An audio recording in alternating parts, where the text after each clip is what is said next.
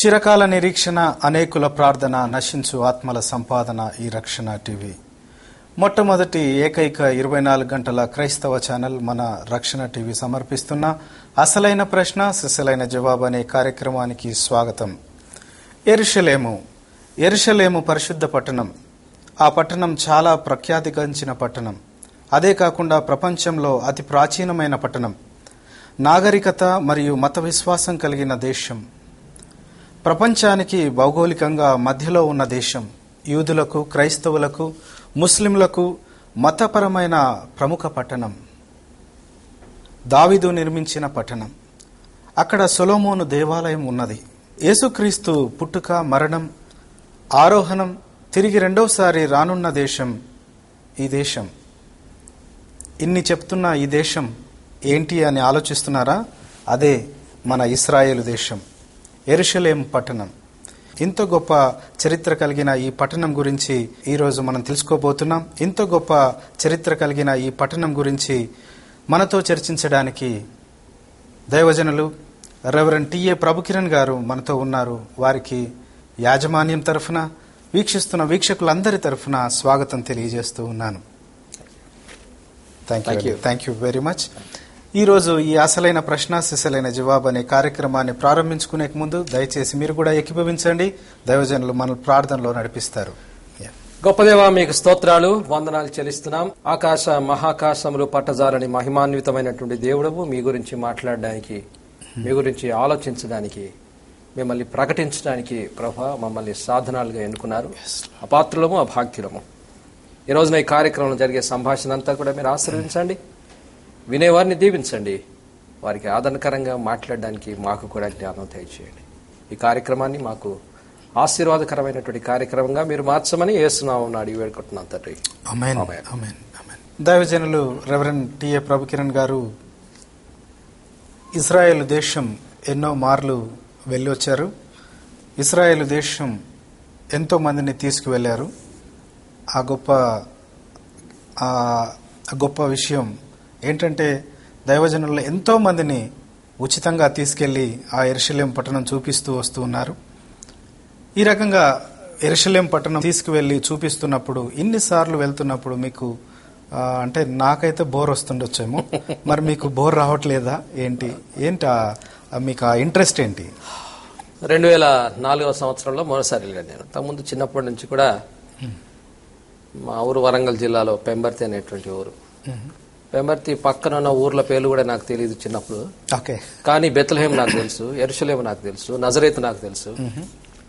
ఈ దేశంలో ఉన్నటువంటి పట్టణాలు, ఈ దేశంలో నాకు పొరుగునటువంటి విలేజెస్ పేర్లు తెలియదు. కానీ అంత చిన్న వయసులో కూడా biblical names, biblical cities, villages అన్ని కూడా నాకు తెలుసు. కాబట్టి చిన్నప్పటి నుంచి అవకాశం వస్తే వెళ్ళాలనేది ఒక దర్శనం లాగా ఉండేది.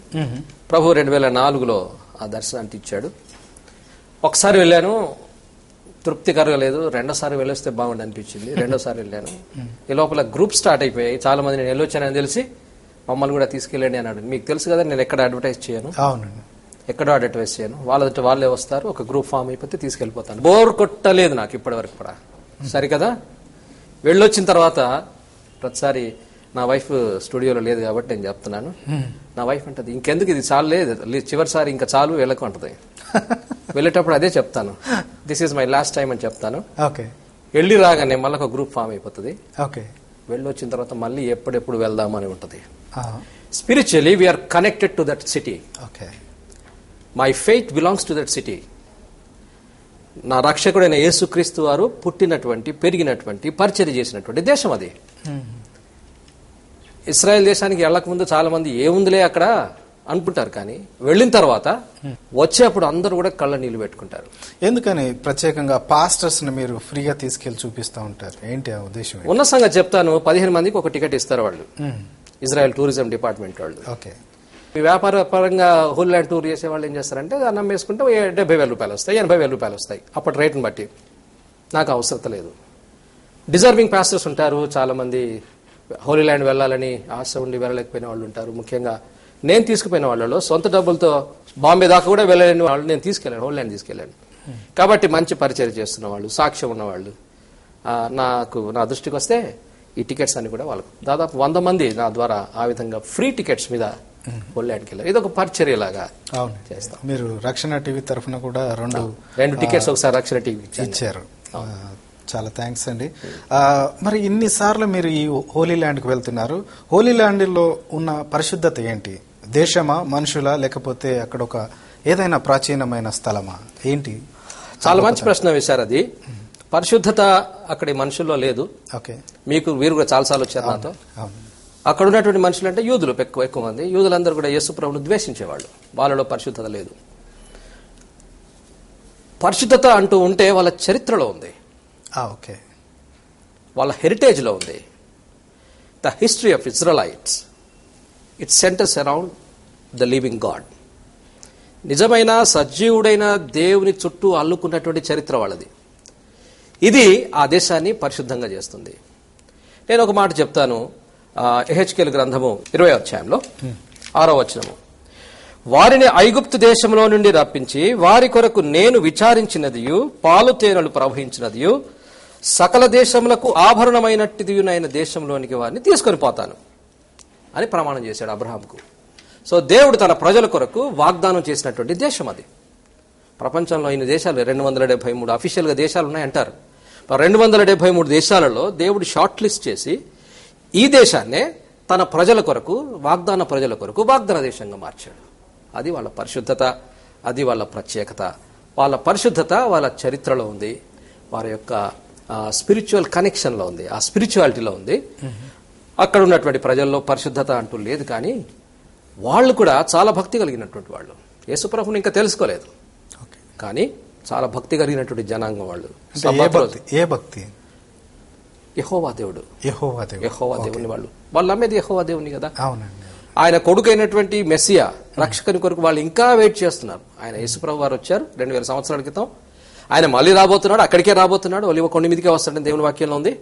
కానీ వాళ్ళు ఇంకా మెస్సియా కొరకు ఎదురు చూస్తున్నారు. వారి కొరకు మనం ప్రార్థన చేస్తున్నాము. 2004లో నేను అక్కడికి వెళ్ళినప్పుడు ప్రొటెస్టెంట్ చర్చ్ ఒక్కటి కూడా లేదు. నేను ఆరాధన చేద్దాం అనుకుంటే ఒక్క చర్చ్ కూడా దొరికేది కాదు. మొన్న ఈ మధ్యలో 3 months క్రితం నాకు తెలిసిన సంగతి ఏంటంటే 43 ప్రొటెస్టెంట్ చర్చెస్ ఉన్నాయి ఇప్పుడు అక్కడ. 2 బ్యాప్టిస్ట్ చర్చెస్ ఉన్నాయి. ఈస్ట్ జెరూసలేంలో ఒక బ్యాప్టిస్ట్ చర్చ్ ఉంది, వెస్ట్ జెరూసలేంలో ఒక బ్యాప్టిస్ట్ చర్చ్ ఉంది. అంటే 2004 ఇప్పుడు 2013 ఈ 9 సంవత్సరాల్లో దేవుడు 43 ప్రొటెస్టెంట్ చర్చెస్, అంటే యేసు ప్రభువును విశ్వసించే వాళ్ళ చర్చిని అక్కడ పెట్టాడు. వాళ్ళు ఆరాధించే వాళ్ళు కూడా మెసియానిక్ జ్యూస్, అంటే యూదులుగా ఉండి క్రైస్తవులుగా మారారు. So this movement has started already. Messianic movement అనేది స్టార్ట్ అయింది. చిన్న మీరు గోదావరి నది ఇక్కడ పెద్దగా ఉంటుంది, ధవళేశ్వరం దగ్గర, రాజమండ్రి దగ్గర. అదే మీరు త్రయంబకం మహారాష్ట్రలో చూస్తే ఒక చిన్న కాలువ. సో ఈ పెద్ద నది ఇప్పుడు చిన్న కాలువగా స్టార్ట్ అయింది. 9 సంవత్సరాలలో 43 చర్చెస్ అయినాయి. ఇంకొక 9 సంవత్సరాల్లో ఈ 430 చర్చిలు అవుతాయి.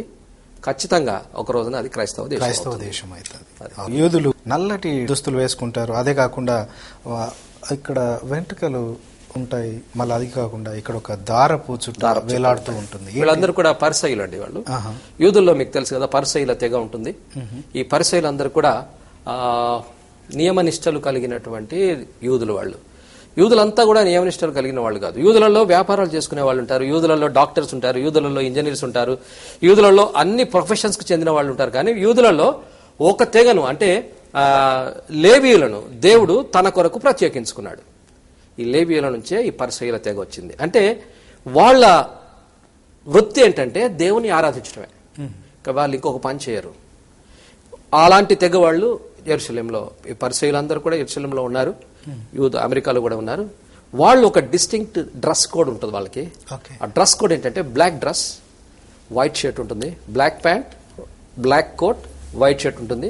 మీరు అన్నట్టుగా నాజీరులు అంటే కత్తి తగలని వాళ్ళు, మంగళ కత్తికి తగలనేటువంటి వాళ్ళు అనమాట. వెంట్రుకలు పెంచుకుంటారు, గడ్డం పెంచుకుంటారు. నల్ల డ్రెస్ ఎందుకు వేసుకుంటారంటే యూదులు ఇంకా కూడా చెదిరిపోయి ఉన్నారు, అనేక దేశాల్లో చెదిరిపోయినారు. యూదులందరూ ఇంకా యెరూషలేములో సమకూర్చబడలేదు, ఇశ్రాయేల్ దేశంలో సమకూర్చబడలేదు. కాబట్టి యూదులందరూ యెరూషలేములో సమకూర్చబడే వరకు కూడా వేరే రంగు వేసుకోకూడదు. Black is a mourning dress, విషాదకరమైనటువంటి రంగు కదా బ్లాక్ అనేది. కాబట్టి యూదులందరూ కూడా ఇక్కడికి వచ్చే వరకు మనం సంతోషించొద్దు. వాళ్ళు నవ్వరు, తెలిసినా మీకు? నవ్వరు. మనం చేయగలపరు.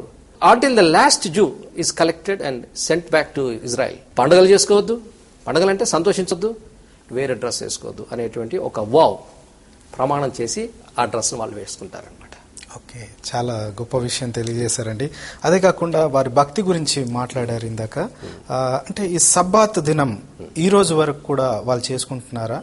మనం కూడా అది ఆచరించాల్సిన అవసరం ఉంది? మంచి ప్రశ్న అండి. సబ్బాతు అనేది విశ్రాంతి దినం. వాళ్ళు శనివారం నాడు ఆచరిస్తారు. శుక్రవారం సూర్యాస్తమయం నుంచి శనివారం సూర్యాస్తమయం వరకు కూడా 24 గంటల్ని వాళ్ళు సబ్బాతుగా ఆచరిస్తారు. చాలా నిష్ఠగా ఆచరిస్తారు. మీరు కూడా ఇజ్రాయెల్ చూశారు. ఆ ఒక్కరోజు మొత్తం ఇజ్రాయెల్ దేశం అంతా కూడా కర్ఫ్యూ పెట్టినట్టు ఉంటుంది. కార్లు తిరగవు, కొన్ని హోటళ్లలో లిఫ్ట్లు పనిచేయవు, వంట కూడా శుక్రవారం సాయంత్రం అస్తమయానికి ముందు తయారు చేసేస్తారు. తయారు చేసేసి అదే మన అందరికి కూడా. మేము పోయినప్పుడు జూయిష్ హోటల్స్ లో ఉంటాము. శనివారం అంటే ఎండుగే లేదు, అంతకు ముందు ఏవో రొట్టె ముక్కలు అవి ఉంటే అవే పెడతారు. అంటే వాళ్ళ దేవుని వాళ్ళు అంత నిష్ఠగా పాటిస్తారు. సబ్బాతు దినాన్ని ఇప్పటికి కూడా పాటిస్తారు. వన్ డే వార్ ఉంది ఇజ్రాయెల్లో. ఆ వన్ డే వార్ నాడు వాళ్ళు యుద్ధం చేయలేదు. శత్రువులందరూ కూడా వాళ్ళ చుట్టూ ఉండే శత్రు దేశాలు వాళ్ళు ఎట్లాగూ సబ్బాతు రోజు వాళ్ళు ఆయుధాలు పట్టుకోరు అన్న ధైర్యంతో వాళ్ళ మీద యుద్ధం చేశారు. చేస్తే నిజంగానే వాళ్ళు ఎవరు కూడా యుద్ధం చేయలేదు, ప్రతిఘటించలేదు. ఆ ఒక్క దినం సింగిల్ డే వార్ అంటారు దాన్ని, వన్ డే వార్ అంటారు. చాలా భూభాగాన్ని పోగొట్టుకున్నారు, చాలా మంది చచ్చిపోయారు. వాళ్ళ ప్రైమ్ మినిస్టర్ రేడియోలో చెప్పాడు ఏంటంటే, మీరు ఎవరు కూడా ఆయుధాలు తీసుకోవద్దు, సబ్బాతు యొక్క నియమ నిబంధనలు మీరు ఎవరు కూడా ఉల్లంఘించవద్దు, సబ్బాతు దినాన్ని పాటించండి, శత్రువులు చంపినా సరే పాటించండి అన్నారు. అలాగే పాటించారు. వాళ్ళు చాలా పోగొట్టుకున్నారు. 2/3 of the land they have acquired in 1947. అదంతా కూడా పోయింది. అయినా సరే ఏమాట వేల మంది చచ్చిపోయారు. అయినా సరే సబ్బాతును పాటించారు. అయితే ఆ తర్వాత 1967లో సబ్బాతు దినం అయిపోయిన వెంటనే వీళ్ళందరి మీద దాడి చేశారు. మళ్ళీ సబ్బాత్ దినం లోపల అంటే 6 days వార్ అంటారు. 1967 6 days వార్ అంటారు. ఈ 6 దినాలలో ఎంత పోగొట్టుకున్నారో దానికి 3 రెట్లు సంపాదించుకున్నారు.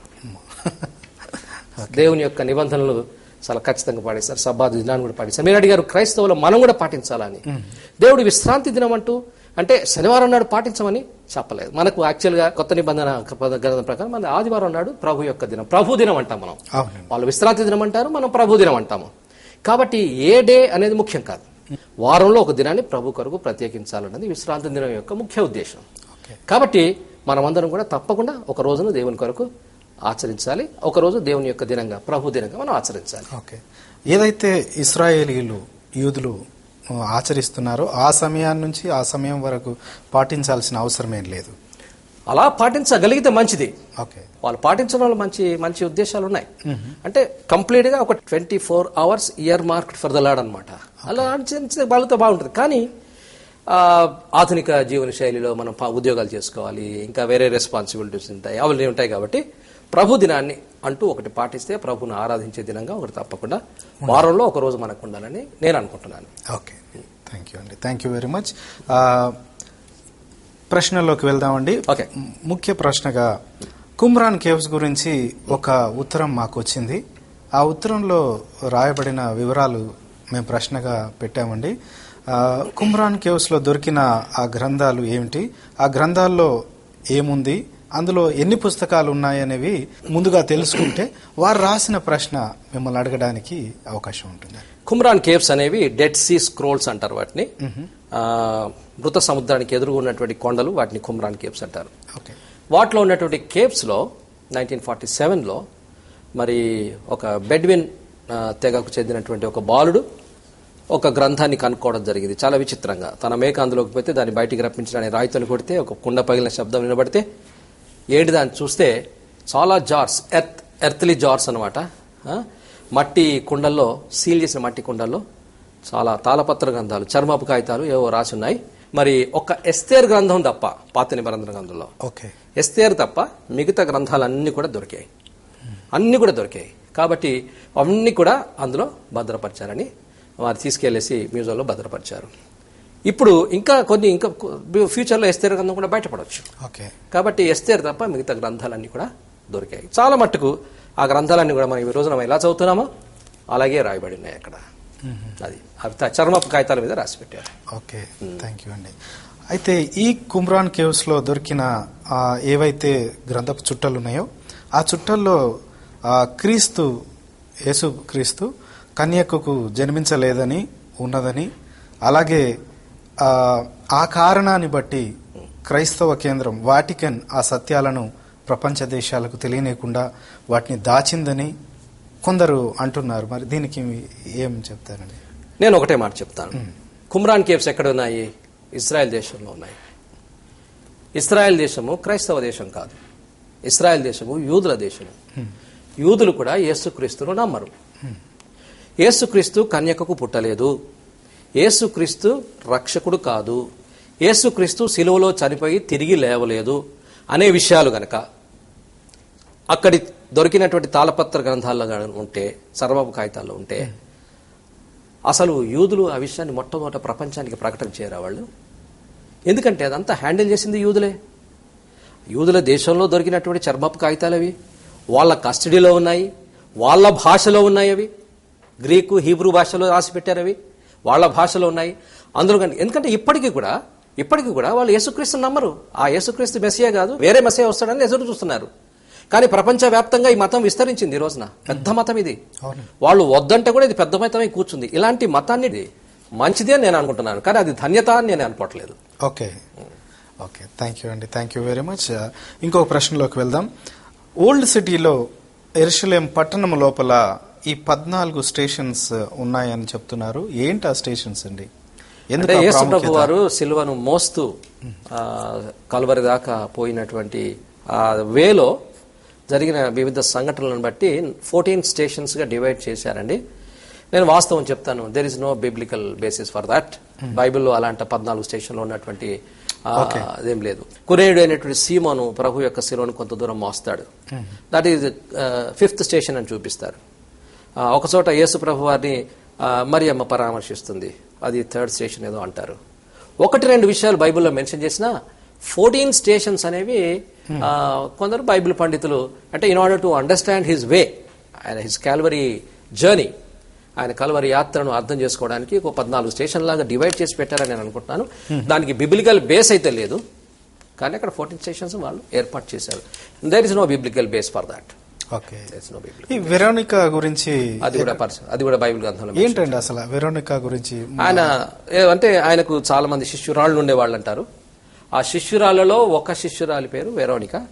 ఆమె యేసు ప్రభువాన్ని పరామర్శిస్తుంది. ఆయన సిలువను మోసి వెళ్తుంటే ఆయన ముఖాన్ని తన రుమాలతో తుడిచిందని, ఆయన రక్తసిక్తమైనటువంటి ఆయన ముఖం యొక్క ఆ ప్రతిబింబం ఆ రుమాల మీద పడిందని. It's a tradition, it's a story.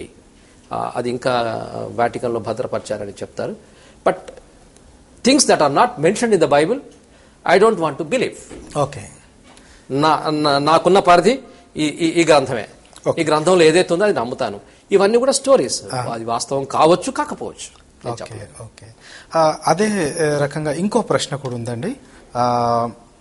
Veronica ఏదైతే తీసుకుందో ఆ అచ్చు ద్వారా ఏదైతే నమూనా వచ్చిందో అదే నమూనాను ఆధారం చేసుకొని యేసు ప్రభు బొమ్మ గీశారు అని చెప్పేసి అంటున్నారు. ఇది ఎంతవరకు నిజం? ఒక చిన్న విషయాన్ని అర్థాను. ఒక రుమాలతో ఆయన ముఖాన్ని అద్దారు. అద్దినటువంటి ఆ ప్రతిబింబం ద్వారా ఒక మనిషి బొమ్మను మనం గీయవచ్చా? చాలా ఇంపాసిబుల్. ఆమె రుమాల్తో ఆయన ముఖాన్ని అద్దిన మాట వాస్తవం కావచ్చు. నిజానికి DNA టెస్ట్ చేశారు దాన్ని, అది నిజంగానే రక్తం అని కూడా డిటర్మిన్ చేశారు. ఇదంతా వాస్తవం కావచ్చు. కానీ ఆ ప్రతిబింబం ఆధారంగానే యేసుప్రభు యొక్క బొమ్మలు, ఎందుకంటే రోమ్లో అన్ని యేసుప్రభు బొమ్మలు ఉంటాయి. ఓకే, రోమ్లో అన్ని చర్చెస్లో యేసుప్రభు బొమ్మలు ఉన్నాయి. ఎప్పుడు రివైవల్ కాలం నాటిది.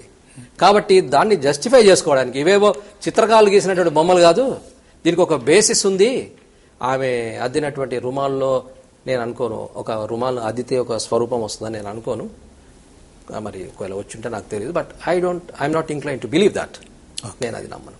ఓకే అండి, మొదటి కాల్గా తీసుకుందామండి. నాగరాజు గారు వెస్ట్ గోదావరి నుంచి లైన్ లో ఉన్నారు. ప్రైజ్ ద లార్డ్ అండి నాగరాజు గారు. Sir praise the lord. Nagaraju west Godavari ఛాయల్ సార్ చేగల్ నుంచి ఫోన్ చేస్తున్నారు. మీ ప్రశ్న అడగండి సార్. చెప్పండి సార్. ఇప్పుడు హోలీ ల్యాండ్ అని దేవుడు నిజమైన దేవుడు అయిన చెప్పినటువంటి ప్రత్యక్ష ప్రదేశాలు ఉన్నాయి సార్ ఇవన్నీ. అవునండి. అయితే వీటన్నిటిని కూడా రీసెర్చ్ చేస్తున్నారు ప్రపంచవ్యాప్తంగా అన్ని దేశాలు. అవునండి. అయితే డాక్టర్లు, లాయర్లు, ఇంజనీర్లు ఎంతో మంది మేధావులు ఉన్నారు సార్. అయితే నిజమైన దేవుడిని ఎవరిని తెలుసుకోలేకపోవడానికి కారణం ఏమిటని, విశ్వసించలేకపోవడానికి కారణం ఏమిటని అడుగుతున్నాను సార్. నిజమైన దేవుడిని ఎందుకు తెలుసుకోలేదు అనుకుంటున్నారు? చాలా మంది తెలుసుకుంటున్నారు అక్కడ. నేను అదే చెప్తున్నాను. ఒక 9 సంవత్సరాల క్రితం అక్కడ ప్రొటెస్టెంట్ చర్చెస్లే లేవు. అంటే యేసు ప్రభువును నమ్మేవాళ్ళు ఎవరు జెరూసలేంలో ఉండేవాళ్ళు కాదు. కానీ 9 సంవత్సరాల తర్వాత ఇప్పుడు 43 చర్చెస్ ఏర్పడ్డాయి. యూదుల్లో ఒక మూవ్మెంట్ వచ్చింది, మెసియానిక్ మూవ్మెంట్ అనేది వచ్చింది. యూదులు చాలా మంది యేసు ప్రభువును విశ్వసిస్తున్నారు. కాబట్టి ఈ రీసెర్చ్ వల్ల యేసు ప్రభువును తెలుసుకోవడం అనేది రీసెర్చ్ వల్ల సాధ్యం కాదండి. యేసు ప్రభువును రక్షకునిగా తెలుసుకోవడం అనేది అది వ్యక్తిగతమైన విశ్వాసానికి సంబంధించినటువంటి విషయము. అది అండి. కాబట్టి చాలా మంది ఇప్పుడు ప్రతిరోజు మీరే మన ఆంధ్రప్రదేశ్లో చూడండి, మీరు వెస్ట్ గోదావరి జిల్లా కదా, ఈస్ట్ గోదావరి జిల్లాలో, గుంటూరులో, కృష్ణా జిల్లాలో క్రైస్తవులందరూ కూడా అనేక బ్యాక్గ్రౌండ్స్ నుంచి, అనేక కులాల నుంచి వేల మంది ప్రభువులోనికి వస్తున్నారు. ఇదంతా కూడా రీసెర్చ్ వల్ల కాదండి, పరిశుద్ధాత్మ కార్యం వల్ల జరుగుతుంది. ఓకే అండి, థ్యాంక్ యూ అండి, thank you very much. Nagaraju గారు శ్రేష్టమైన ప్రశ్న అడిగారు. ఈ రకంగా ప్రశ్న అడగదలిసిన వారు దయచేసి మీరు అడగొచ్చండి. మీరు ముందుగా ప్రిపేర్ చేసుకోండి. ఏదైతే వాల్యూమ్ మ్యూట్ చేసుకొని ఆ యొక్క ప్రశ్నలు అడగమని చెప్పామో ఆ రకంగా మీరు అడగాల్సిందిగా కోరుతూ ఉన్నాం. ఇంకో ప్రశ్న అండి, మత్తయి సువార్త 27వ అధ్యాయం 1వ వచనంలో యూదా ఇస్కరియోతు ఆ 30 వెండి నాణాల గురించి చెప్పబడిన విషయం, ఆ సంఘటన ఏంటండి అసలు? 30 వెండి నాణాలకు బేరం కుదుర్చుకున్నాడు. కుదుర్చుకున్న తర్వాత ఎప్పుడైతే యేసు ప్రభువుకు శిక్ష విధించారో, మరణ శిక్ష విధించారో, మరి యేసు ప్రభువుకు మరణ శిక్ష విధించడం చూసి పశ్చాత్తాపపడి తిరిగి ఆ 30 వెండి నాణాలు తీసుకెళ్లి ప్రధాన యాజకునికి రిటర్న్ చేశాడు. రిటర్న్ చేస్తే ప్రధాన యాజకులు పెద్దలు, యూదుల పెద్దలు వాటిని తీసుకోకుండా మరి మేము చేయవలసిందేదో చేశాము, నీ ఇష్టం ఏం చేసుకుంటావు చేసుకోపో అన్నాడు. అన్న తర్వాత దేవుని వాక్యంలో ఈ మాట ఉంటుంది. 27వ అధ్యాయం 4వ వచనము, మత్తయి సువార్త. నేను నిరపరాధ రక్తమును అప్పగించి పాపం చేస్తున్నని చెప్పాను, వారు దాంతో మాకేమి, నీవే చూసుకోనని చెప్పాగా అతడు ఆ వెండి నాణెములు దేవాలయంలో పారవేసిపోయి ఉరిపెట్టుకొనెను. ప్రధాన యాజకులు ఆ వెండి నాణెములు తీసుకుని ఇవి రక్తక్రయధనము గనక వీటిని కానుక పెట్టెలో వేయదగదని చెప్పుకొనిరి. కాబట్టి వారు ఆలోచన చేసి వాటినిచ్చి పరదేశులను పాతిపెట్టుటకు కుమ్మరివాని పొలము కొనిరి. యెరూషలేంలో యూదులు ఉంటారు, పరదేశులు కూడా ఉంటారు. పరదేశులను పాతి పెట్టడానికి, యూదుల యొక్క శ్మశానాలలో పరదేశులను పాతి పెట్టడానికి వాళ్ళు ఒప్పుకోరు. కాబట్టి ఇది రక్తక్రయధనం గనక, అంటే ఒక వ్యక్తిని మరణానికి అప్పగించిన విషయానికి సంబంధించిన డబ్బు కాబట్టి ఇది కానుక పెట్టెలో వేద్దాం అనుకున్నారు ముందు. అది కానుకలు పెట్టెలో వేయడానికి మనసొప్పలేదు. మనసొప్పగా ఆ డబ్బు పెట్టి ఒక శ్మశానాన్ని కొని దాన్ని అకల్దమా అంటారు, రక్తక్రయ భూమి అంటారు, అకల్దమా అంటారు. పరదేశుల యొక్క పాతి పెట్టడానికి ఒక శ్మశాన స్థలాన్ని ప్రధాన యాజకులు కొన్నారు. దీంట్లో ఒక చాలా అర్థం ఉంది. పరదేశులు అంటే యేసు ప్రభువును అంగీకరించినటువంటి వాళ్ళు. యేసు ప్రభు శిలువలో మరణించడం ద్వారా ప్రజలకు విముక్తిని కలిగించాడు, నిత్య జీవాన్ని ఇచ్చాడు, పాపక్షమాపణనిచ్చాడు. తన క్రయధనం ద్వారా, అంటే తనను అప్పగించినటువంటి కారణంగా వచ్చినటువంటి 30 నాణ్యాల ద్వారా పరదేశులకు కూడా పాతి పెట్టడానికి స్థలము, ప్రభువును అమ్మించినటువంటి స్థలం వాళ్ళ డబ్బులతోనే కొన్నారు. ఇది చాలా గొప్ప సంగతి. అంటే ప్రభువు పరదేశులను కూడా తన వాళ్ళని చేసుకున్నాడు. ప్రభు పరదేశులకు అంతకాలంగా శ్మశాన స్థలం లేదు. ఆయన తన ప్రాణాన్నిచ్చి మనల్ని కొనుక్కున్నాడు. తన యొక్క క్రయధనాన్ని ఇచ్చి పరదేశులను పాతి పెట్టడానికి కూడా ఒక స్థలాన్ని కొనిపెట్టాడు ప్రభువు. అది అకల్దమా అంటే అన్నమాట, అద్భుతమైన స్థలం. అవునండి, మీరు చూపించారు అకల్దమా అని.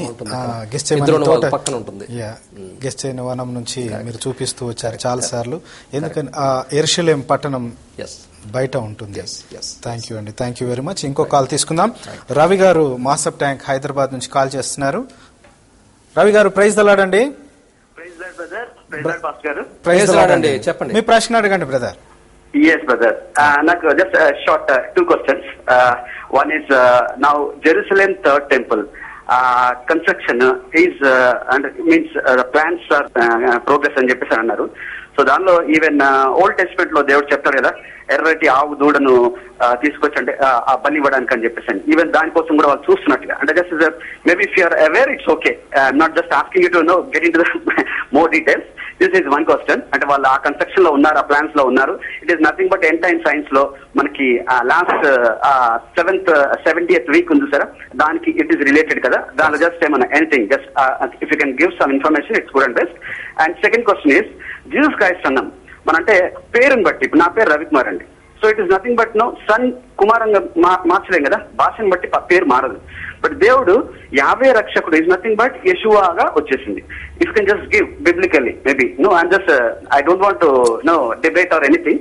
ఎందుకంటే యావే రక్షకుడు అన్నప్పుడు ఇట్ ఈస్ నథింగ్ బట్ ఆయనే దేవుడిగా వచ్చాడండి. చాలా మంది ఎందుకంటే ముస్లిమ్స్ చాలా వ్యతిరేకిస్తూ ఉంటారు, ఆయన ప్రవక్త అది ఇది అని చెప్పేసి. హోల్ వరల్డ్ ఆయన యొక్క రక్తము మరి పాప క్షమాపణ కావాలంటే ఉన్న దేవుడు ఒకడే, there is no other person. Because is మామూలుగా తల్లిదండ్రులు పుట్టినవాడు ఆ యొక్క ఒక మనిషి కోసం చేయగలుగుతాడు, కానీ హోల్ జనరేషన్ కి టోట్ world actually from even the past even future for everything అని చెప్పేసి దేవుడు చెప్పాడు. అంటే it is nothing, his name is himself is no is the power. అంటే ఆ నేమ్ లో ఎందుకు చేంజ్ వచ్చింది, అది మనం ఎందుకు దాన్ని అంటే ఎక్స్ప్లోర్ చేయట్లేదు దాన్ని. Just answer it's good and best. Thank you brother. Thank you Ravi గారు, మంచి ప్రశ్నలు వేశారు. ఒకటి, యూదుల యొక్క థర్డ్ టెంపుల్ కి సంబంధించిన ప్రిపరేషన్ అంతా కూడా ఫుల్ గా జరిగిపోయింది. చీఫ్ రబ్బాయిని కూడా అపాయింట్ చేశారు.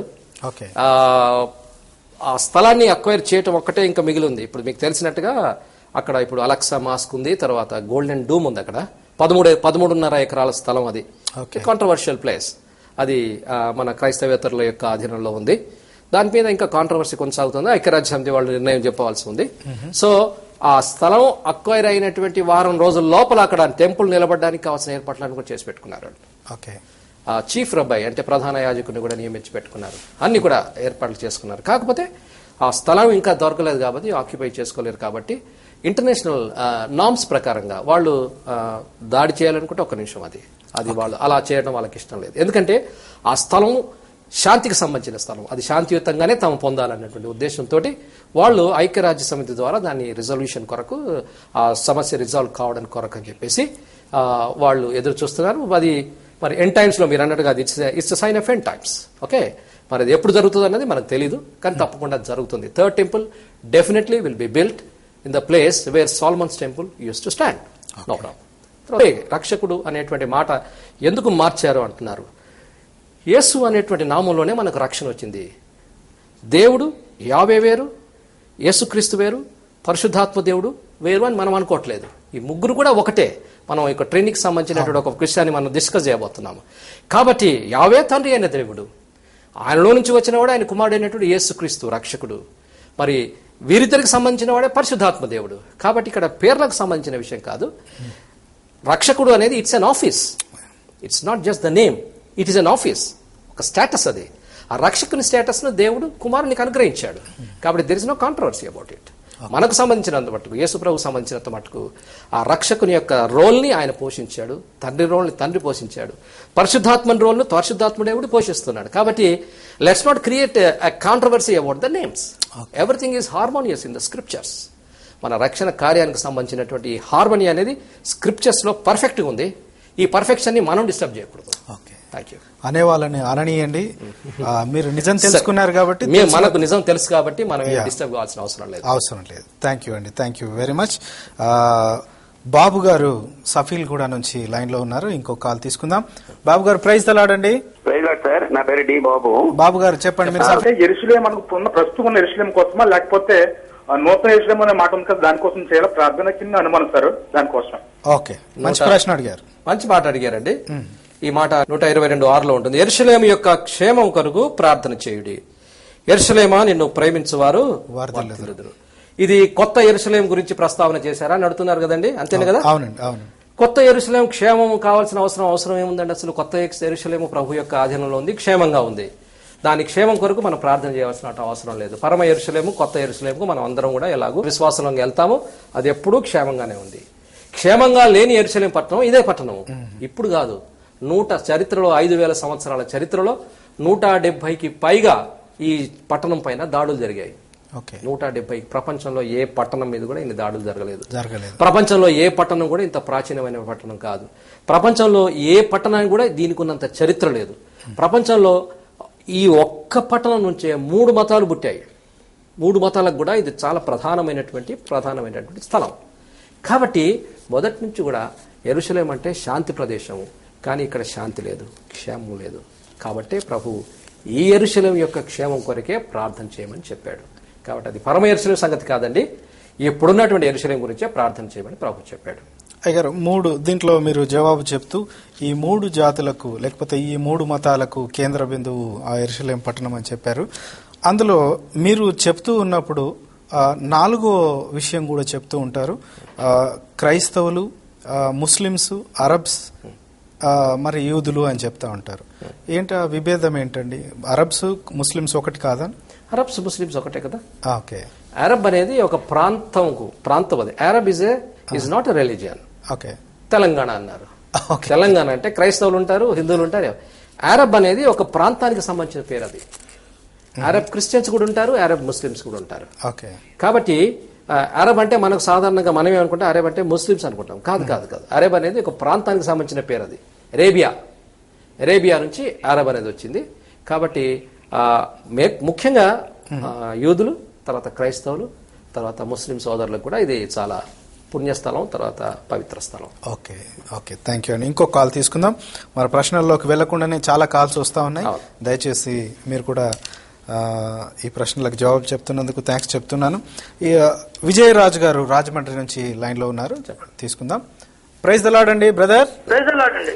బ్రదర్ మీ ప్రశ్న అడగండి. బ్రదర్, యూదా ఇస్కరియోతు యొక్క వెండి రూకలతోటి దేవుని హుండీలో వేయకూడదు అన్నారు కదా. ఇప్పుడు ఈ రోజులో బాప్తీసం తీసుకుని వారి కానుక మరి చర్చ్ లో తీసుకోవచ్చా? ఎంత మంచి ప్రశ్న అడిగారు. అద్భుతమైన ప్రశ్న విజయరాజు గారు. అసలు ఇందాక నేను జవాబు చెప్పేటప్పుడు ఈ సంగతి చెప్దాం అనుకున్నాను, కానీ ఇంకా నేను చెప్పొద్దేమో అప్రస్తుతం అయిపోతుందని చెప్పాను. మీరు మంచి ప్రశ్న వేశారు. యూదులకు ఆ గ్రహింపు ఉంది, ఈ కానుకను మనం దేవుని యొక్క హుండీలో వేయకూడదు అనే సంగతి మనకు లేకుండా పోయిందండి. అది వాస్తవం అండి. దేవునికి కావాల్సింది అసలు దేవునికి డబ్బే అవసరం లేదు. మొట్టమొదటి దేవునికి డబ్బు అవసరం లేదు. ఆయన బిల్ గేట్స్కే డబ్బులు ఇచ్చినోడైతే ఈనాడు ప్రీచర్స్ దేవునికి డబ్బులు ఇవ్వండి అంటారు. ఇది చాలా అబద్ధం. చాలా అబద్ధం. అది దేవునికి డబ్బు అవసరం లేదు. దేవుని డబ్బుతో మనం కొనలేము. డబ్బులు ఇస్తే దేవుడు ఆశీర్వాదాలు ఇస్తాడు అనేది అంతకంటే పెద్ద అబద్ధం ప్రపంచంలో ఇంకొకటి లేదు. అది కేవలం సైతాను సంబంధమైన వాళ్ళు మాట్లాడే అబద్ధం మాత్రమే. కానీ దేవుడు మన కానుకలను స్వీకరించేటువంటి దేవుడు. మనం కృతజ్ఞతతోటి, ప్రభువా నీవు నాకు రక్షణ భాగ్యాన్ని ఇచ్చావు కాబట్టి, నన్ను నిత్యత్వానికి పాత్రుని చేశావు కాబట్టి చిన్న కానుకను స్వీకరించిన దేవుడు తప్పకుండా కానుక స్వీకరిస్తాడు. దేవునికి అవసరం ఉండి కాదు, మనల్ని ఆశీర్వదించడానికి, మనల్ని ఆయన కుటుంబంలో భాగస్థులను చేయడానికి. నాకు కొడుకున్నాడు, అప్పుడప్పుడు బెంగళూరులో ఉంటాడు. వచ్చేప్పుడు వాడు నాకేం ఇవ్వాల్సిన అవసరం లేదు, నేనే వాడికి ఇస్తాను. అయినా సరే వాడు ప్రేమతో ఒకటి తీసుకొస్తాడు ఇంటికి. డాడీ నీకు ఒక మంచి టై తెచ్చానంటాడు, డాడీ నీకు ఒక మంచి వాచ్ తెచ్చానంటాడు. నాకు ఎంత సంతోషమో. వాడు తెచ్చిన టై కంటే కూడా, వాచ్ కంటే కూడా దాని వెనకాల వాడుకున్నటువంటి ప్రేమ. So the love that he exhibits, that's very important to me. కాబట్టి దేవుడు కూడా మన కానుకని కాదు, ఆ కానుక వెనకాల ఉన్నటువంటి ప్రేమను, కృతజ్ఞతను దేవుడు గౌరవిస్తాడు. రక్షింపబడని వ్యక్తి ఎందుకు ఇస్తాడు దేవుడికి? ఎక్కడో పుణ్యస్థలంలో హుండీలో వేసినట్టుగా ఇక్కడ కూడా వేస్తే ఏదైనా ఆశీర్వాదం దొరుకుతుంది అంటే అది బేరం, అది వ్యాపారం. కాబట్టి రక్షింపబడని వాళ్ళు దేవునికి కానుకలు ఇచ్చి వాళ్ళకి ఏదో ఆ కానుకలో ఆశీర్వాదం వస్తుందని నమ్మితే మాత్రం అంతకంటే పెద్ద అబద్ధం లేదు. అలాంటి మాట ఎవరు చెప్పినా అది అబద్ధం. అది ప్రభువుకు కృతజ్ఞతతోటి, ప్రేమతోటి కానుక ఇవ్వాలి. మొట్టమొదటి దేవునికి ఇవ్వాల్సింది మన హృదయం, ఆ తర్వాతనే మన కానుకలు. మంచి ప్రశ్న వేశారండి. Congratulations. Thank you very much. చాలా సంతోషం అండి. ఎందుకంటే ఇలాంటి మన టీవీ ద్వారా కూడా చాలా మంది అడుగుతూ ఉంటారు. అవునండి. కానీ మీరు చాలా మంచి విషయాన్ని తెలియజేశారు. ఎందుకంటే మీకు రక్షణ భాగ్యం కలగకుండా మీరు దేవుని సేవకు మీరు ఇచ్చిన డబ్బులు వృధా అనే విషయం చాలా మంచిగా తెలియజేశారు. నేను సాక్షులు కూడా చాలా రెగ్యులర్ గా రాస్తూ ఉంటాను ఈ సంగతి. ఎందుకంటే చూస్తుంటాను ప్రజలను ఎట్లా మిస్లీడ్ చేస్తున్నారో చూస్తుంటాను. ముందు దేవునికి ప్రజలు కాదు, ప్రజల డబ్బు కాదు, ప్రజలు కావాలి. అవునండి. ముందు వాళ్ళు రక్షింపబడాలి, వాళ్ళు నిత్యత్వానికి పాత్రులు కావాలి. అది దేవుని యొక్క కన్సర్న్. అంతేగాని ప్రజల డబ్బు ఎందుకు దేవునికి అవసరం లేదు, అస్సలే అవసరం లేదు. అలా చెప్పడం అనేది తప్పు. ఇప్పటికైనా మన ప్రీచర్స్ రియలైజ్ అయితే మంచిది. ముందు నేను ఎప్పుడు ప్రార్థన చేశాను, ముందు మన ప్రీచర్స్ రక్షింపబడాలి. వినడానికి బాగుండదేమో కానీ ముందు మన ప్రీచర్స్ రక్షింపబడితే అది పెద్ద ఆశీర్వాదం మన దేశానికి, మన రాష్ట్రానికి కూడా. అంటే ఏదో కట్టి పెద్ద పెద్ద పెద్ద పెద్ద విషయాలు మేము చేస్తాము అనే విషయాన్ని అడ్డు పెట్టుకొని ఏదైతే చెప్పి డబ్బులు అడుగుతున్నారో ఆ విషయానికి కూడా ఏదన్నా చేయాలన్నా కూడా దైవికంగా రక్షణ పొందుకున్న వాళ్ళు మాత్రమే చేయాలి, లేని వారు చేయకూడదు అని చెప్పే విషయం అని చెప్పాలనుకుంటున్నారా? తప్పకుండా. పెద్ద కార్యాలంటే దేవుణ్ణి ఇంప్రెస్ చేయగలిగినంత పెద్ద కార్యాన్ని మనుషుడు చేయగలడా? చేయలేడండి. Can anyone impress God by doing a big thing? ఆకాశ మహాకాశాలు పట్టుజాలంత మహిమాన్వితమైనటువంటి దేవుణ్ణి, భూమి కంటే కొన్ని వేల లక్షల రెట్ల ఎక్కువ వైశాల్యం ఉండేటువంటి నక్షత్రాలు కొన్ని కోట్లున్నాయి. అంటే దేవుడు ఎంత గొప్పవాడో చూడండి. అలాంటి దేవుని ప్రజలను మభ్యపెట్టొచ్చు నేను, ఇది పెద్ద కార్యం అండి, గొప్ప కార్యం అండి అని. కానీ దేవుని దృష్టిలో మానవుడు ఒక గొప్ప కార్యం చేయగలడా? చేయలేడు. ఎవరైనా ఇలాంటి గొప్ప కార్యం చేస్తారంటే సొంత పేరు కోసం చేస్తారు. పలానా వ్యక్తి పెద్ద కార్యం చేశాడు అనేటువంటి ఒక పేరు కోసమే చేస్తారు, కానీ దేవుని ఇంప్రెస్ చేయడానికి కాదు. అలాంటప్పుడు లోక సంబంధమైనటువంటి ఉద్దేశంతో, లోక సంబంధమైన బిరుదుల కొరకు, పేరు కొరకు చేసే పనికి దేవుని పేరు వాడుకోవటం అనేది చాలా శాపగ్రస్తమైన విషయం. అది సరే, ఒక పెద్ద కార్యం చేస్తే దానివల్ల దేవునికి మహిమ రావాలి. దేవునికి మహిమ వస్తే తర్వాత మన క్రైస్తవ కమ్యూనిటీకి దానివల్ల మేలు జరిగితే మంచిది. ఓకే. కానీ ఆ క్రమంలో ఎక్కువగా డబ్బులు సంపాదించడమే ఉద్దేశంగా కనపడితే మాత్రము అసలు విషయం పక్కన పడిపోయినట్టే కదా. అవునండి. ఇప్పుడు ఒక పెద్ద కార్యం చేయాలి, దీనికి చాలా డబ్బు కావాలి. చాలా డబ్బు కావాలన్నప్పుడు రక్షింపబడిన వాళ్ళే డబ్బులు ఇవ్వండి అనేటువంటి సిద్ధాంతం పెట్టలేరు కదా. అంటే అక్కడ స్క్రిప్చర్స్ విషయంలో, దేవుని వాక్యం విషయంలో కాంప్రమైజ్ అయిపోవాలి. పర్వాలేదండి, మీరు ఎవరైనా పర్వాలేదు, వచ్చి హుండీలో డబ్బులు వేసేసండి, దేవుని మన ఆశీర్వాదాన్ని చెప్తే తప్ప ప్రజలు డబ్బులు ఇవ్వరు. అంటే ఒక పెద్ద కార్యం అయితే చేయాలనుకుంటున్నారు, మంచి ఉద్దేశమే, కానీ ఆ పెద్ద కార్యం చేయడానికి చాలా అబద్ధాలు చెప్పాల్సి వస్తుంది. దేవుని వాక్యంలో లేని విషయాలు, మరి లేఖనాలతో రాజపడే విషయాలను మనం చెప్పాల్సి వస్తుంది. నేను వింటున్నాను, మా చర్చికి వచ్చి మా చర్చిలో టైత్ వేశారు, మా చర్చిలో టైత్ వేసినందుకు ఆమెకు ఉద్యోగం వచ్చింది అన్నాడు ఒక ఆయన. మా చర్చ్ ఏంటి అసలు? చర్చ్ అనేది దేవుంది కదా. చర్చ్ అనేది దేవుడు తన స్వరక్తాన్ని ఇచ్చి కొనుక్కున్న సంఘం కదా. ఏ వ్యక్తికి సంబంధించి ఏ వ్యక్తి కూడా ఈ చర్చి నాది అని చెప్పలేడు కదా, చెప్పలేడు. కాబట్టి మా చర్చ్ అంటే ఇక్కడ ఎట్లున్నదంటే ఉప్పు మిరపకాయ చింతపండు దుకాణం పెట్టినట్టుంది. మా ఊర్లో ఒక దుకాణం ఉండేది, దాని ఎదురుగా ఇంకొక దుకాణం వచ్చింది. వచ్చే వాళ్ళని పోయింది, మా దుకాణానికి రండి, మా దుకాణానికి రండి అని పిలిచేవాడు ఈ దుకాణం యజమాని. అంటే మా అనే మాట వ్యాపారంలోనే వస్తుంది. నా వ్యాపారము, మా వ్యాపారము, మా బ్రాండ్, విన్నారా, మా మార్కెట్, ఇవన్నీ కూడా వాక్యపరంగా చాలా శాపగ్రస్తమైన విషయాలు. వాక్యపరంగా ఎవరు కూడా ఒప్పుకోకూడనటువంటి విషయాలు. దేవుని సంఘం దేవునిదే, ఆయన తన స్వరక్తాన్ని ఇచ్చినటువంటి ఆయన వధువు. సంఘము ఆయన యొక్క వధువు, ఆయన ప్రధానం చేసుకున్నటువంటి ఆయన వధువు. కాబట్టి మా చర్చిలో దేవునికి ఇచ్చాడు, ఆశ్రయించబడాలని అనండి, నమ్మొచ్చు. మా సంఘంలో ఫలానా టైత్ ఇచ్చింది, ఆమెకు ఉద్యోగం వచ్చిందంటే రేపొద్దున ఇంకొక 100 మంది వచ్చి ఇవ్వాలన్నమాట ఆ సంఘంలో. ఇది తప్పుడు సిద్ధాంతం కదా. కాబట్టి గొప్ప కార్యాలు చేయటం కాదు, గొప్ప దేవుని ప్రకటించడం అనేది చాలా గొప్ప విషయం. చాలా కనువిప్పు కలుగజేసే జవాబు ఇచ్చారండి. Thank you very much. Rajarao గారు వెస్ట్ గోదావరి నుంచి లైన్ లో ఉన్నారు, తీసుకుందామండి. ప్రైజ్ ద లార్డ్ అండి రాజారావు గారు. Praise Lord brother. Praise the Lord. మీ ప్రశ్న అడగండి సార్. అయ్యగారు, ఇప్పుడు బైబిల్ ప్రకారం యెరూషలేము దేవాలయాన్ని కట్టింది. మరి చాలా మంది ఏమంటున్నారంటే వాస్తు ప్రకారం ఉంటది, అది హిందూ వాస్తు ప్రకారం అని అంటున్నారు. అది అలా కట్టబడిందా లేదా, లేదంటే మామూలుగా కట్టబడిందా అనేది తెలియాలి సార్. మీరు వాస్తును నమ్ముతారా బ్రదర్? నేను నమ్మనండి. మనం నమ్మనప్పుడు చాలా మంది ఆ యెరూషలేం దేవాలయం కూడా వాస్తు ప్రకారమే కట్టబడింది, అందుకే మనం వాస్తు నమ్మాలని చాలా మంది క్రైస్తవ పాస్టర్లు కూడా వాస్తు సిద్ధాంతాన్ని నమ్ముతుంటే కట్టబడింది అనేది నాకు అర్థమైంది. ఇప్పుడు అది యెరూషలేం దేవాలయము వాస్తు ప్రకారంగా కట్టబడింది అని బైబిల్ తెలిసిన వాళ్ళు అంటున్నారా, తెలియని వాళ్ళు అంటున్నారా? పాస్టర్లే అంటున్నారండి. పాస్టర్లు అంటున్నారా? చాలా విచారకరమైన. అసలు వాస్తు అంటే ఏంటండి? వాస్తు అంటే తూర్పు పడవ, తూర్పు పడవ దిక్కులు అసలు ఉన్నాయా? సూర్యుడు ఉదయాన తూర్పున ఉదయిస్తాడు. ఆ ఉదయమే భూమి తన చుట్టూ తాను తిరుగుతూ సూర్యుని చుట్టూ తిరిగే క్రమంలో పొద్దున ఉదయం ఏదైతే తూర్పునుందో ఆ తూర్పే సాయంత్రానికి పడమరైతుంది. తూర్పు పడమరని ప్రత్యేకమైన దిక్కులు లేవు కదా. అలాంటప్పుడు తూర్పే పడమరైతే సాయంత్రం కల్లా, తూర్పే పడమరైతే సాయంత్రం కల్లా తూర్పు ఎక్కడిది, పడమరెక్కడిది? ఈ వాస్తు శాస్త్రం అనేది ఒక వర్గానికి సంబంధించిన వాళ్ళు వాళ్ళ భుక్తి కోసం, వాళ్ళు బతకడం కోసం సంపాదించుకున్నటువంటి, ప్రతిపాదించినటువంటి శాస్త్రం, ప్రజలను మోసం చేయడానికి. అన్ఫార్చునేట్లీ మీరు ఇందాక నేను అందుకే అడిగాను, మన దైవ సేవకులు కూడా దాన్ని ప్రోత్సహిస్తున్నారు. పాపం సహోదరులు మంచి ప్రశ్న వేశారు. ఒక ఆయన అంటాడు, సాక్షపు గుడారం ఉంది కదండి విల్డర్నెస్ లో, సాక్షపు గుడారం యొక్క గుమ్మము తూర్పు వైపు ఉండాలని ప్రభు చెప్పాడు.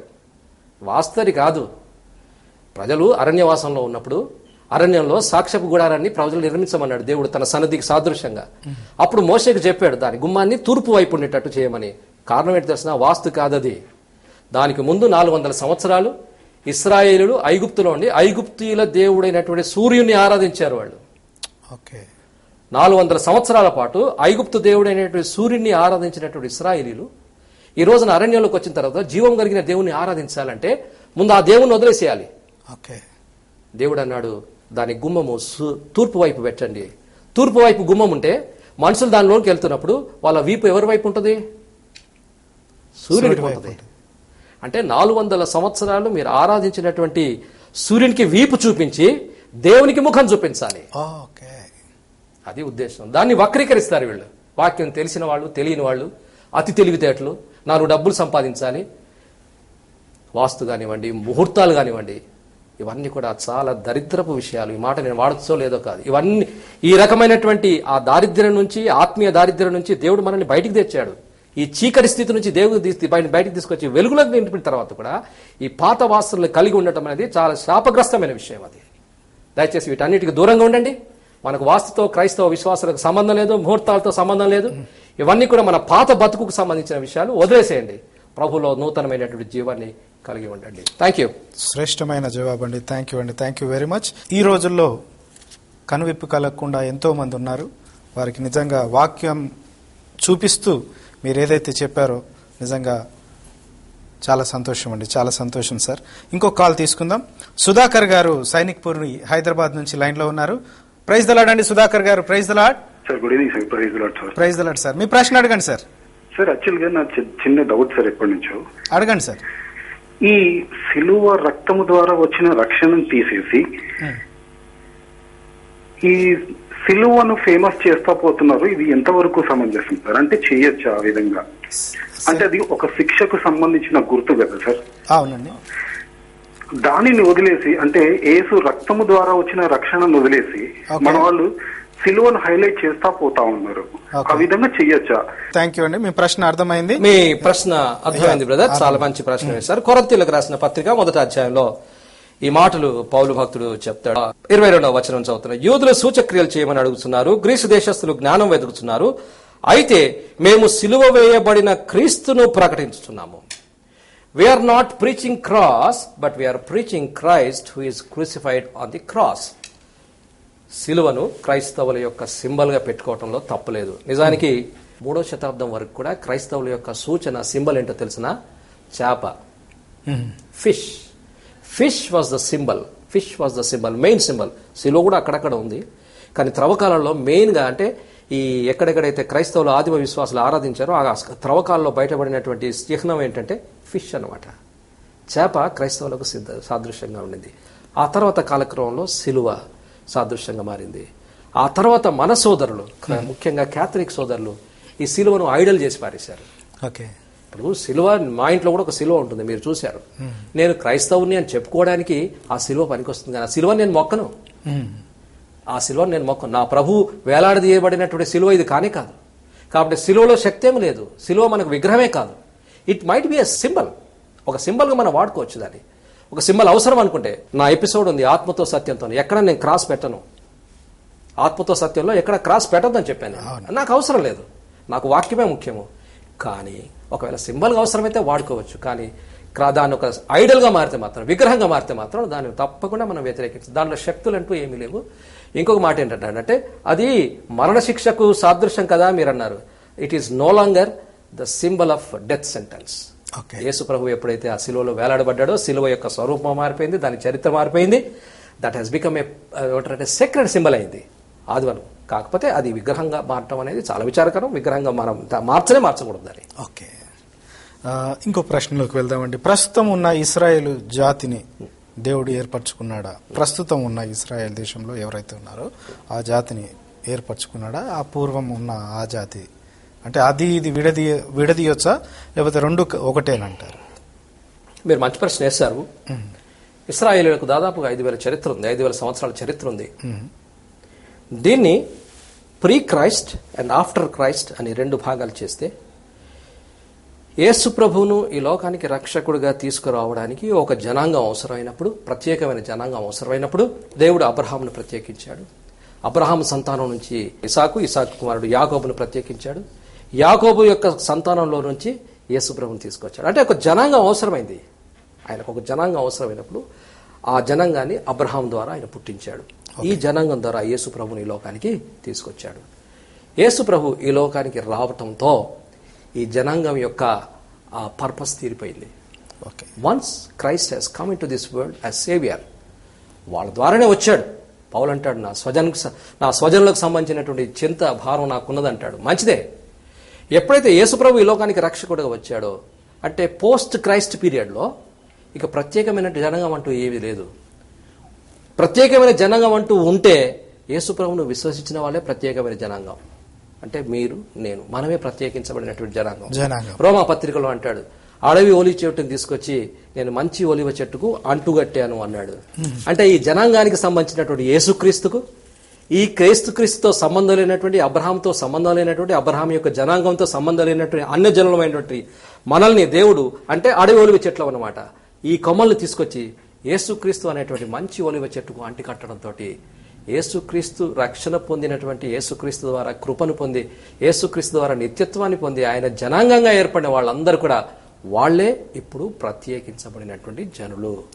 అంటే మనమే నిజమైనటువంటి దేవుని కొత్త నిబంధన కాలపు ఇశ్రాయేలీలు. అయితే అది history. Definitely we respect the history. తప్పకుండా ఇశ్రాయేలీలు కూడా మనం రెస్పెక్ట్ చేస్తాము. That is a history. Abraham సంతానం ఇప్పటికి కూడా అక్కడ ఉంది. కానీ మనం వాళ్ళు సంతాన సంబంధంగా అబ్రహాం సంతానము, శరీర సంబంధంగా అబ్రహాం సంతానం, మనము వాగ్దాన సంబంధంగా అబ్రహాం యొక్క విశ్వాస సంబంధంగా అబ్రహాం సంతానం అనమాట. ఓకే, థ్యాంక్ యూ అండి. ఇంకో ప్రశ్నలోకి వెళ్ళక ముందు ఫోన్ కాల్ తీసుకుందాం. జాన్సన్ గారు విజయనగరం నుంచి లైన్ లో ఉన్నారు. ప్రైజ్ ద లార్డ్ అండి జాన్సన్ గారు. Praise the Lord sir. Brother, మీ ప్రశ్న అడగండి సార్. ఇది సర్వోన్నత నిత్య సంపద అనే క్యాసెట్ చూసామండి. సర్వోన్నతమైన నిత్య సంపద అనే ఒక క్యాసెట్ అండి, క్రిస్టియన్ది. అది కొండలో, కలవరి కొండలో అది దాచబడి ఉంది, దేవుని మనసం అన్నారు. అటువంటి వాస్తవం అన్నది. థ్యాంక్ యూ, నాకు అర్థమైంది, మీ ప్రశ్న అర్థమైంది. ఈ బెనర్ గారు దీంట్లో ఒక చిన్న విషయం నేను చెప్పాలి. Many people in order to sensationalise the things, అంటే పేరు సంపాదించుకోవడానికి ఏదో కొత్త విషయం చెప్తున్నాము అని ప్రజలతో అనిపించుకోవడానికి చాలా విషయాలు చెప్తున్నారు. కలవరికొండ మనం కూడా వెళ్ళాం కదా, హోలీ సెపల్కర్ లో సిలువను ఇట్లా దిగేసినటువంటి స్థలం ఉంటది, కింద కొండలు ఉన్నాయి, దాంట్లో నిబంధన మందసం ఉందని చెప్పేసి నమ్ముతారు. అది కుదరదు, కాదండి, దట్స్ నాట్ రైట్. అది చాలా రీసెర్చ్ జరిగింది దానిపైన. నేను ఆ వెబ్సైట్స్ అన్ని కూడా చూశాను. లేదు బ్రదర్, అట్లాంటివి నమ్మకండి, అదేవి కూడా వాస్తవం కాదండి. ఒకవేళ ఆ పేరు చెప్పేసి క్యాసెట్స్ ఏమైనా క్యాసెట్లు సేల్ చేసుకోవడానికి పనికి వస్తుంది. Correct. Okay okay okay thank you అండి. రక్షించబడిన యూదులు భవిష్యత్తు వాగ్దాన దేశంలో ప్రవేశిస్తారా ఏంటి? బిలీవింగ్ ది బైబిల్ ప్రకారంగా ఆలోచిస్తే మరి ఆయన వాక్యం నెరవేరాలంటే ఎండ్ టైమ్స్ లో తప్పకుండా యూదులందరూ కూడా అక్కడ కూర్చోబడాలని దేవుడి వాక్యంలో ఉంది. కాబట్టి తప్పకుండా జరుగుతుందని నేను అనుకుంటున్నాను. Because I believe the Bible. I believe every Jew spread all over the world will come back to Israel and settle down there అని నేనైతే నమ్ముతున్నానండి. ఓకే, ఇంకో కాల్ తీసుకుందామండి. ఎండ్లూరి ప్రసాద్ గారు సామర్లకోట నుంచి కాల్ చేస్తున్నారు. ప్రసాద్ గారు, ప్రైజ్ ద లార్డ్ అండి. హలో, నమస్తే. ప్రైజ్ ద లార్డ్ అండి. Praise Lord sir. ఇప్పుడు అయ్యగారు, ఇప్పుడు హర్మేగుద్దం యుద్ధానికి సంబంధించిన స్థలం ఉందంటున్నారు కదా, స్థలము ఉందండి, అది కేవలం ఒక ఇతిహాసమేనా లేక రియల్ గా ఏమైనా దాచబడి ఉందా? ఆర్మిగడోన్ అనేటువంటి స్థలంలో అంతిమ పోరాటం జరుగుతుందని ప్రకటన గ్రంథంలో ఉన్నదండి. ఇప్పుడు బ్రెడ్ బాస్కెట్ ఆఫ్ ఇజ్రాయెల్ అని చెప్పేటువంటి కర్మేలు పర్వతం ఉంది కదా, ఆ కర్మేలు పర్వతం పక్కన పెద్ద మైదానం ఉంటుంది, కొన్ని వేల ఎకరాల మైదానం ఉంటుంది అనమాట. అదంతా కూడా ఆర్మిగడాన్ స్థలం అంటారు దాన్ని. It's called ఆర్మిగడాన్. ఆర్మిగడాన్ అంటారు దాన్ని. ప్రకటన గ్రంథం ప్రకారంగా అక్కడ అంత్యక్రైస్తుకు తర్వాత దేవుని యొక్క ప్రజలకు అక్కడ పోరాటం జరుగుతుందని అక్కడ ఉంది. బైబిల్లో మాత్రం అలా ఉంది బ్రదర్. బైబిల్ ఉంది కాబట్టి మనం నమ్మాలి. అక్కడ పోరాటం జరుగుతుంది. ప్రస్తుతం ఏముందండి అక్కడ? ఖాళీ మైదానం అదంతా కూడా. అదంతా మంచి పొలాలు, అసలు పంట పొలాలు అవి. That is called bread basket of Israel. Israel కావాల్సినటువంటి ఆహార పదార్థాలు, కూరగాయలు, పండ్లు అన్ని సమృద్ధిగా పడతాయి అక్కడ. పండటమే కాదు, అక్కడ పండిన వాటిల్లో సగం ఎక్స్పోర్ట్ చేసి బోర్డులంత డబ్బు సంపాదించుకుంటారు. ఒకప్పుడు అవన్నీ బురద భూములు యాక్చువల్గా. వాటిని ఇశ్రాయేలీలు తమకున్న తెలివితేటలతోటి సాగు భూములుగా మార్చుకుని వాళ్ళ తెలివి గురించి తెలుసుకోవాలని అందరికీ ఆశ ఉంటుంది.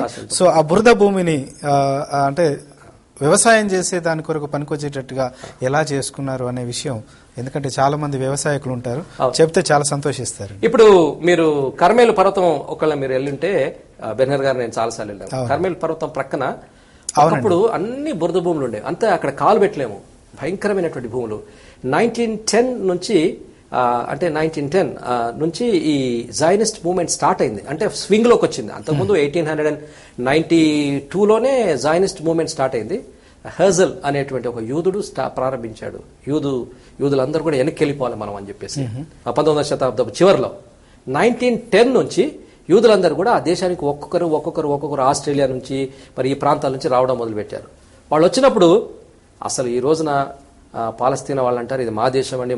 అసలు ఈ దేశంలో, ఆ ఇజ్రాయెల్ దేశంలో ఏమీ ఉండేది కాదు. వాళ్ళు వచ్చినప్పుడు అనాథలుగా బతికారు అక్కడ. ఈ బురద భూములలో ఏం పండేవి కాదు. వాటిని ఏమైనా చేద్దామంటే అరబ్బులేమో ఇచ్చేవాళ్ళు కాదు. వీళ్ళందరూ కలిసి ఒక మీటింగ్ పెట్టుకొని ఇవన్నీ మనం కొనేసుకుందాం అనుకున్నారు.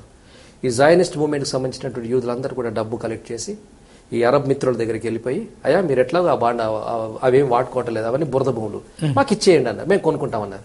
పిచ్చోళ్ళారా మీరు, అవి కొనుక్కొని మీరేం చేసుకుంటారు, బురద భూములు కదా మీరేం చేసుకుంటారంటే, ఏమి లేదండి మేము ఏదో మాకు ఇంత ల్యాండ్ ఉండాలి కదా మేము త్రో అవే ప్రైసెస్కి, అసలు చాక్లెట్లు పిప్పర్మెంట్లు వచ్చే డబ్బు కూడా పెట్టకుండా త్రో అవే ప్రైసెస్కి ఆ భూములన్నీ కొన్ని 100 ఎకరాలు కొనేసుకున్నారు.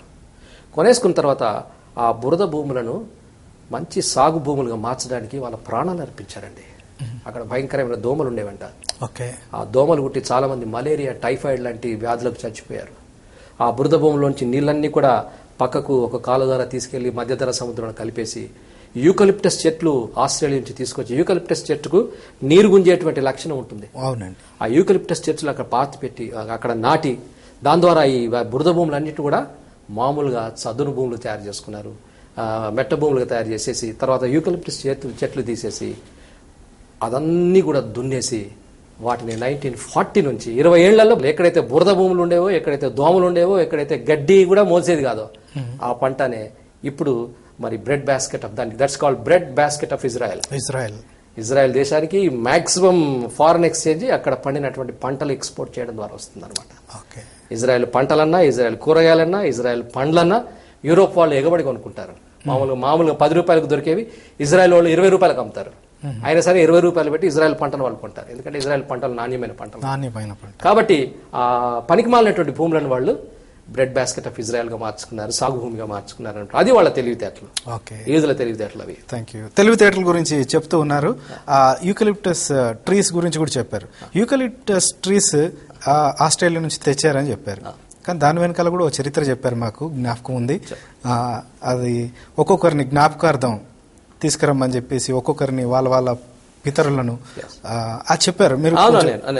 కరెక్ట్. యూకలిప్టస్ చెట్లు మాత్రమే కాదు, ఒకప్పుడు గ్రీనరీ ఉండేది కాదు ఇజ్రాయెల్లో. ఇజ్రాయెల్ మీకు తెలిసినట్టుగా ఎడారి దేశం. అది మీకు కింద ఐగుప్తు ఉంటుంది, పక్కన సౌదీ అరేబియా ఉంటుంది, అటు పక్కన సిరియా ఉంటుంది, అటు పక్కన జోర్డన్ ఉంటుంది. భయంకరమైన ఎడారుల మధ్య ఉన్న ఒక చిన్న ఎడారి దేశం. అది గ్రీనరీ ఉండేది కాదు. కాబట్టి యూదులు, మంచి మాట మీరు బాగా గుర్తు చేశారు, యూదులు అక్కడ గ్రీనరీ పెట్టాలి, చెట్లు పెట్టాలంటే వాళ్ళకు సిస్టమ్ పెట్టుకున్నారు. ఒక కొడుకు పుట్టినందుకు జ్ఞాపకార్థంగా ఒక చెట్టు పెట్టాలి. వాళ్ళ కొడుక్కి యుఎస్ వీసా వచ్చి అమెరికాకు పోతే దానికి జ్ఞాపకార్థంగా ఒక చెట్టు పెట్టాలి. ఎవరైనా పెద్దవాళ్ళు చచ్చిపోయారు, వాళ్ళ జ్ఞాపకార్థంగా ఒక చెట్టు పెట్టాలి. ఒక చక్కటి ఇల్లు కొనుక్కున్నారు, జ్ఞాపకార్థంగా ఒక చెట్టు పెట్టాలి. ప్రతి మేజర్ ఈవెంట్ కి, మైనర్ ఈవెంట్ కి కూడా జ్ఞాపకార్థంగా ఒక చెట్టును నాటడం అనేది యూదులు ఒక సంప్రదాయంగా పెట్టుకున్నారు వాళ్ళు. దాని కారణంగా మీరు చూసుంటారు, ఎన్కరేమ్ అనేటువంటి ప్రాంతం మనం పోయినప్పుడు కొండల మీద కూడా స్థలం లేక, ఇక చెట్లు నాటడానికి స్థలం లేక కొండల మీద కూడా చెట్లు నాటారనమాట. ఆ విధంగా వాళ్ళు గ్రీనరీ పెంచుకున్నారు, వాళ్ళ దేశాన్ని సస్యశ్యామలం చేసుకున్నారు. ఈ రోజున మంచి పంటలు, మంచి వర్షం, వాళ్ళ అద్భుత. ఈ ఎడార్లన్నీ ఎడార్లాగానే ఉండిపోయినాయి. ఉన్నటువంటి చిన్న దేశం మాత్రము మంచి సస్యశ్యామలమైన దేశంగా మారింది. ఓకే, థ్యాంక్ యూ అండి, thank you very much. Moses గారు హైదరాబాద్ నుంచి కాల్ చేస్తున్నారు. మోజస్ గారు, ప్రైజ్ ద లార్డ్ అండి. Sir, praise the Lord sir. చెప్పండి, మీ ప్రశ్న అడగండి సార్. నా ప్రశ్న ఏంటంటే, యాక్చువల్లీ ఈ జనరేషన్ లో జ్యూస్ ఓన్లీ జ్యూస్ ను మ్యారేజ్ చేసుకుంటున్నారా లేకపోతే నాన్ జ్యూస్ ను మ్యారేజ్ చేసుకుంటున్నారా? ప్రశ్న అది మనం అంటే దీనికి మనం జవాబు చెప్పలేమండి. దానికి సంబంధించిన స్టాటిస్టిక్స్ మన దగ్గర లేవు. యూదులలో కూడా పెద్దగా భక్తి లేని వాళ్ళు ఉన్నారు ఇప్పటికీ కూడా. వాళ్ళలో కూడా నామకార్థపు యూదులు ఉన్నారు. నామకార్థపు యూదులు యూదేతరులు పెళ్లి చేసుకుంటున్నారు. నాకు తెలిసిన ఒక 2-3 ఫ్రెండ్స్ కూడా ఇజ్రాయెల్లో యూదేతరులు పెళ్లి చేసుకున్నారు. వాళ్ళ పెళ్లికి నేను వెళ్ళాను కూడా జెరూసలేంకి. అయితే మెజారిటీ ఆఫ్ ది జ్యూస్ మాత్రం ఖచ్చితంగా యూదుల్ని పెళ్లి చేసుకుంటారు. At least I can say 95% of the juice వాళ్ళు చాలా నిష్ట కలిగిన వాళ్ళు ఉంటారు. ఖచ్చితంగా పెళ్లిళ్ళ విషయంలో యూదులనే పెళ్లి చేసుకుంటారు. కాకపోతే వాళ్ళు పాలిష్ యూదులు కావచ్చు, జర్మన్ యూదులు కావచ్చు, యూకేకి సంబంధించిన యూదులు కావచ్చు, మొరాకో, నైజీరియా దేశాల యూదులు కూడా కావచ్చు. కానీ మొత్తానికి యూదులనే పెళ్లి చేసుకుంటారు. కొద్ది శాతం, ఒక 5% మంది వేరే వాళ్ళని పెళ్లి చేసుకునే వాళ్ళు ఉంటారు. ఓకే, థ్యాంక్ యూ అండి. ఇంకో ప్రశ్నలోకి వెళ్దాం. రోమా 11:26 ప్రకారం ఇశ్రాయేలు జనులందరూ రక్షింపబడుదురు అనగానేమి అని? ప్రతి మోకాలు కూడా ఆయన నామంలో వంగుతుంది అని ప్రకటన గ్రంథం ఉంది. ప్రతి నాలుక ఆయన స్తుతిస్తుంది, ప్రతి మోకాలు కూడా ఆయన సన్నిధి. There is no doubt about that. యూదులనే కాదు, ప్రతి ఒక్కరు కూడా యేసు ప్రభువుని నమ్ముతారు. యూదులు కూడా తాము పొడిచిన వాడి వైపు వారు తిరిగి చూస్తారని ఉంటుంది దేవుని వాక్యంలో. ఖచ్చితంగా నేను నమ్ముతాను. యూదులందరూ కూడా దేవుని నమ్ముతారు. నేను చెప్పాను కదా, ఒక 9 సంవత్సరాల క్రితం అక్కడ ప్రొటెస్టెంట్ యేసు ప్రభువుని నమ్మేవాళ్లే లేరు. 9 సంవత్సరాల తర్వాత 43 చర్చిలు ఉన్నాయి. ఇంకో 10 సంవత్సరాలు పోతాయి 430 అయితే, ఆ తర్వాత సంవత్సరాలు పోతాయి 4300 అవుతాయి. డెఫినెట్ గా the movement has started. One day మీరు చదివినటువంటి వాక్యం నెరవేరుతుందని నేను నమ్ముతున్నాను. ఓకే అండి. ఇంకొక ప్రశ్నలోకి వెళ్ళక ముందు, అంటే రిలేటెడ్ క్వశ్చన్, యూదులు ఇలాంటప్పుడు మరి ఆ యూదులు ప్రత్యేకింపబడిన వారుగా ఉంటారా మనందట్లో అని చెప్పేసి అడుగుదాం అనుకున్నాం. దానికంటే ముందు ఒక కాల్ తీసుకుందాం. ఈస్ట్ గోదావరి డిస్టిక్ నుంచి సుభూషణ్ గారు కాల్ చేశారు. ప్రైజ్ ద లార్డ్ అండి సుభూషణ్ గారు. Praise the Lord. మీ ప్రశ్న అడగండి సార్. 12 గేట్లు ఉన్నాయి కదండి, 12th గేట్ ఎందుకు తెరుచుకోవట్లేదు సార్? 12th గేట్ ఎందుకు తెరుచుకోవట్లేదు? Golden Gate. Okay. 12th gate కాదండి, అది గోల్డెన్ గేట్ అంటారు. గోల్డెన్ గేట్ అంటే అది సులేమాన్ కట్టినటువంటి గోడలో, సులేమాన్ ఇప్పుడు చూస్తున్న మనం యెరూషలేం చుట్టూ కట్టబడినటువంటి ఇప్పటి గోడ, అది పాత గోడ, ప్రాచీనమైన గోడ కాదండి. అది అప్పుడు కట్టినటువంటి గోడ పడిపోయిన తర్వాత నెహెమియా మళ్ళీ కట్టాడు. నెహెమియా కట్టినటువంటి గోడ కూడా మళ్ళీ కలిపోయింది. పడిపోయిన తర్వాత కింగ్ సులేమాన్ అనే వ్యక్తి, ఒక రాజు గారు 11వ శతాబ్దంలో కట్టినటువంటి గోడని ఇప్పుడు మనం చూస్తున్నాం. ఆ గుమ్మాలన్నీ కూడా ఎగ్జాక్ట్ గా ఆ ప్రాచీనమైనటువంటి గుమ్మాలు ఉన్నటువంటి స్థలంలో ఇప్పుడు లేవండి, అన్ని గుమ్మాలు లేవు. అయితే ఒక స్టోరీ ఉంది ఏంటంటే, గోల్డెన్ గేట్ ఎప్పుడు మూసి ఉంటుంది, అది మూసేశారు. దాని దగ్గర సమాధులు ఉంటాయి, సమాధుల పక్కన గోల్డెన్ గేట్ ఉంటుంది. ఆ గోల్డెన్ గేట్ ద్వారా ప్రభు ఆ రోజున జయప్రవేశం చేశాడు. ఆయన 2వ రాకడ సమయంలో తిరిగి అదే గుమ్మం ద్వారా లోపలికి వస్తాడు అనేటువంటి ఒక ట్రెడిషన్ ఉంటుంది. కాబట్టి యేసు ప్రభువును రాకుండా చేద్దామని ఈ గుమ్మాన్ని మూసేశారు అని అక్కడి జూయిష్ గైడ్స్, తర్వాత పాలెస్టీనియన్ గైడ్స్ చెప్తా ఉంటారు. అది వాస్తవం కావచ్చు, వాస్తవం కాకపోతే. గోడ మూసేస్తే ప్రభు ఆగిపోతాడా? ఆగిపోడు కదా. కాకపోతే జరిగింది వాస్తవంగానే, నిజంగానే యేసు ప్రభు రాకుండా చేద్దామని ఆ సులేమాన్ అనేవాడు ఒకవేళ మూసాడేమో. ఆ సులేమాన్ తర్వాత వచ్చినటువంటి కింగ్స్ మూసారంటారు దాన్ని. మూసారు. కానీ ప్రభు వచ్చినటువంటి సమయంలో ఏ గోడలు కూడా ప్రభు ఆపలేవు, పర్వతాలు కూడా ప్రభు ఆపలేవు. ఓకే. సమాధుల గురించి, ఆ సమాధులు ఎందుకు పెట్టారండి ముందు? అది మీరు ఇశ్రాయేలీయుల సమాధులు అని, యూదుల యొక్క సమాధులు. ప్రభు రాగానే అందులోంచి లేచేసి ప్రభుతో డైరెక్ట్ గా వెళ్ళిపోతారు, యేసు ప్రభు నమ్మకుండానే. యూదుల సమాధులు అవన్నీ కూడా, వాటికి చాలా ఖరీదైనటువంటి సమాధులు అవి. అమెరికాలో అక్కడ విదేశాలు ఉండే యూదులు ముందే స్థలాన్ని రిజర్వ్ చేసుకుంటాడు. ఒక్కొక్క స్థలం రిజర్వ్ చేసుకోవడానికి $10,000 $20,000 ముందే పే చేసేసి ఆ స్థలం రిజర్వ్ చేసుకుని, ఆయన చనిపోయిన తర్వాత వాళ్ళ పిల్లలు అతన్ని ఇజ్రాయెల్కి తీసుకొచ్చి అక్కడ పాతి పెడతారనమాట. యూదులు అందరూ కూడా ఒక సమాధి, ఒకటే స్థలంలో ఉండడానికి ఇష్టపడతారు వాళ్ళు. అందుకోసం అని చెప్పేసి ఆ సమాధి స్థలాలు వాళ్ళకు అలాట్ చేస్తుంది, ఇజ్రాయెల్ గవర్నమెంట్ అలాట్ చేస్తుంది. మనల్ని పెట్టనివ్వరు, ఈ క్రైస్తవులు పెట్టడానికి లేదు. Only Jewish people will be buried there. Okay, thank you అండి, థ్యాంక్ యూ వెరీ మచ్.